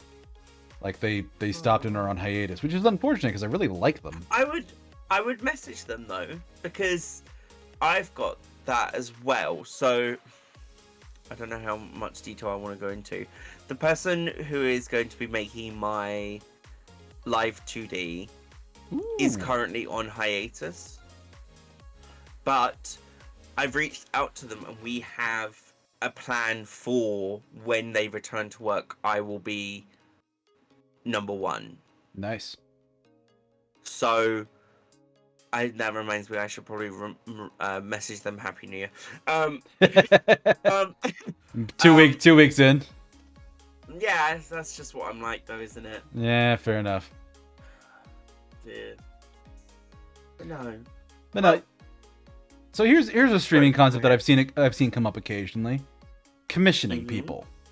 And I've seen some horror stories about people commissioning, and they wait like 3 months, no reply, 6 months, no reply, a year, it's still like a year overdue, still don't have it yet, 2 years in some cases. Like, obviously not okay to be like that late. Like, if life gets in the way, life gets in the way.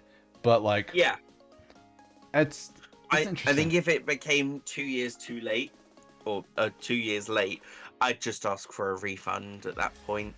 You are kinder than me, because I would basically, because a lot of the people want like payment through PayPal, and PayPal you can charge back up to 6 months. So if I'm doing a commission, what does that mean? Sorry. So basically, like a chargeback on PayPal is you basically go to PayPal and say, I didn't get what I paid for, or what I paid for wasn't, or what I got wasn't what I paid for. Like maybe you paid for like a full illustration, they sent you a black and white or something. Like you can go to PayPal and say, they scammed me out of money. This is fraud. Give me my money back, and PayPal will deduct it from their account. That is actually one of the few ways PayPal can actually go into the negative, because they can take more from your account that you don't have. And well, what if the money's not in that account? Then the account is in the negative. Yeah. Oh. So basically, like, that's kind of the story. Like, because also it's something that people misuse, because PayPal notoriously doesn't really demand much from people in terms of that stuff. Where like they will, sometimes people will get a thing and then just go back and tell PayPal, "Oh, I totally didn't get it," even though they did, and then issue a chargeback. So people are, it's a big thing in the art community that people get all kind of wound up about. But literally, you can only do it for 6 months after the initial payment was made, and only if it was done as like a business payment. If somebody tries to get you to pay as friends and family, don't do that. It'll prevent the chargeback. That's why they do it. Yeah. But I would basically say, like, okay, what are your terms? Because you see that sometimes, because there's a thing sometime in the last month where somebody was like going on about terms of service, and they thought that their personal terms of service outweighed PayPal's for some reason. And like, they're basically like, I don't issue chargebacks or refunds ever. That's my terms of service. And it's just like, but you're doing it through PayPal. So if you don't give me what you promised by the time you promised it, or, any kind of updated information, I'm issuing the chargeback. I'm getting my money back. Because there's no reason I should give you money for you not, give you money for goods or services and then have you not provide that. Yeah. But so yeah, I would not wait a year for me. Like I had a commission I did. It's actually one of my earlier models that I used. I don't use it anymore, and I don't even advertise it anymore. But I commissioned somebody, and the basically it was an emergency commission. They were raising money to basically get out of a bad situation. I talked to them. I got, we discussed the commission, and they said, I'll get it to you in 1 to 2 months. And a month in, I messaged them. I said, hey, what's the status? And they told me, oh, I haven't started it yet. I'm like, okay, we got a month left. I'm a little disappointed. I was looking forward to this, and then like a week or two later, or week and change later, I think, they sent me the sketch, and I was really happy with the sketch. I replied back, yes, sketch good. And nothing for weeks. Finally, it got up to the point where like it was the 2-month mark, and I'm just looking at it like, do I issue the chargeback? They're late. They haven't communicated. And eventually I decided against it. And like a week or two later, I got what they had prepared, and I didn't like the way it looked. I thought it looked actively bad. Like compared to the rest of the stuff they'd done, like and like their example illustrations, this did not look good. It was not to the quality of what else they had done. So I felt like a little underappreciated, undervalued, and I wasn't going to be the dick to do the chargeback because I've been around artists long enough to know like they all have their horror stories for commissions, and I don't want to be somebody's horror story, but 100% never going to commission that person again. Ever. Like, not even if the circumstances change. But that was a situation where I was at the edge and I was wondering, do I charge them back or not? I think the only chargeback... Sorry, DS, I do have to wrap things up within the next 5 minutes, just to let you know. Sure. So do continue, but yeah, make it short and sweet. Yeah, I was going to say, the only thing I've ever done for a chargeback was there was a poet that had like an online shop that I ordered something from them on over a weekend or over a holiday or something, and I'm like, oh, I'll probably get it like Monday or Tuesday. And like a couple weeks went by and I'm like, oh, I didn't get this yet. And I tried reaching out to them, I tried messaging them, never heard back. And finally, like after like a bit of time, like sending them an email waiting for a response and they never said anything, I finally did issue a chargeback for like a $2 or $2.50 like thing I bought from their shop. And I did eventually get it, but it was like 6 months later. I finally got the thing that I'd paid for, but I'd already got the money back by that point. I'm like, that was weird. And I haven't bought anything from them since then. I think their shop might have just gone on the fritz, but like, they did nothing to take care of anything. Yeah, communication is key between the artist and the person commissioning. Yeah. Yep. Okay. So you guys... I've had a lovely chat with you, honestly, Diaz. Mm-hmm. I hope you had a lovely chat with me as well. And I don't know. I don't know if I want to have a talk show as a series, but maybe that's for later on this year. Something for me to think about. Things are kind of busy for me at the moment, but fair enough. Yeah. I will happily put the pin in the idea that once a month in the future, we maybe from April onwards, let's say, we jump together once a month and talk about all the freaking news, gaming news and drama that's happened over the past month. Yeah, there's going to be a lot of it, that's for sure. Yeah, especially in April later on in the year, because that's when we'll find out if we're right about some of those theories on Pomu, possibly. Pomu's not one I am following. I just know that they are going to keep Pomu's channel up and all the VODs are staying up as well. Good. Danish! You are the cute one here. Enough. Anyway. Do you have anyone in mind you would like us to read out to? I'm looking online here because I was debating like whether or not I would recommend anybody. There isn't really anybody major that I'm following now. There's I read into you and then you can decide. Well, there's one person. It's a friend of Sorath, Myoijin, from the speed dating collab we did. Remember? Yeah. Their friend Kirk Clayton is currently doing Lethal Company. Let me see how long they've been doing stuff here. They've been going for about 30 minutes. I think they'd appreciate a raid. Let me get you the name. Okay, send their name in the Discord. Yeah. Yeah. They're doing Lethal Company.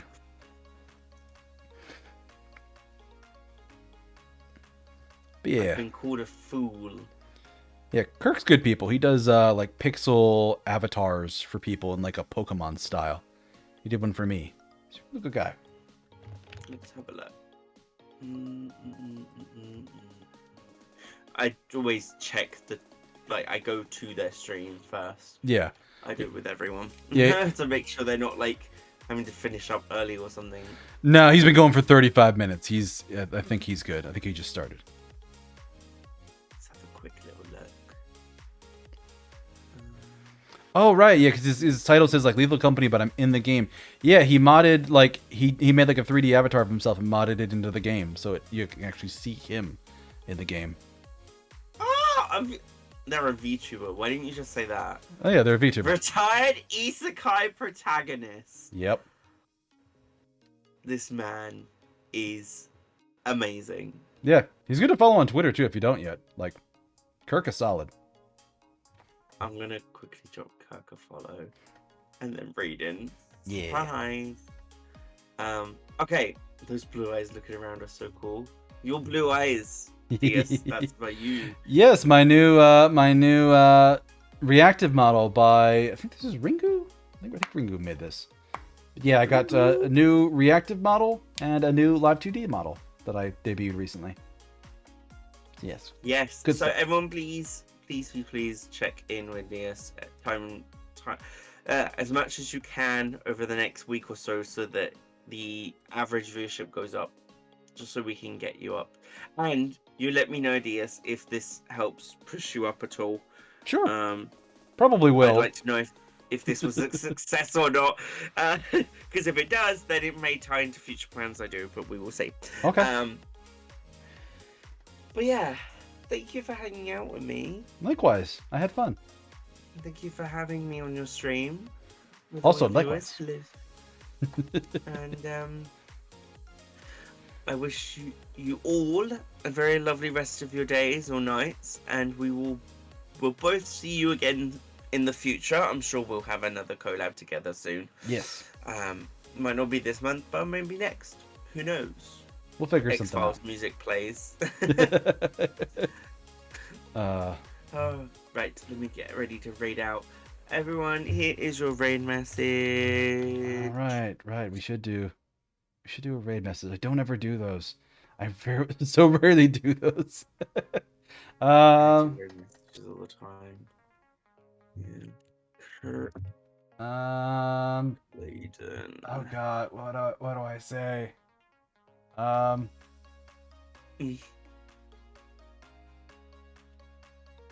I don't know. Chad, if you have any great ideas, let me know. I'm drawing a blank now. I'm a writer, not an improver. Well, you could do it based on being a writer. I'm here to write your future. I was leaning into something like "We'll keep you company" or something like that, because he's playing Lethal Company. Either that or like "Have fun with Space Amazon." Oh, they've got a cat. I forgot you could like find cats in that.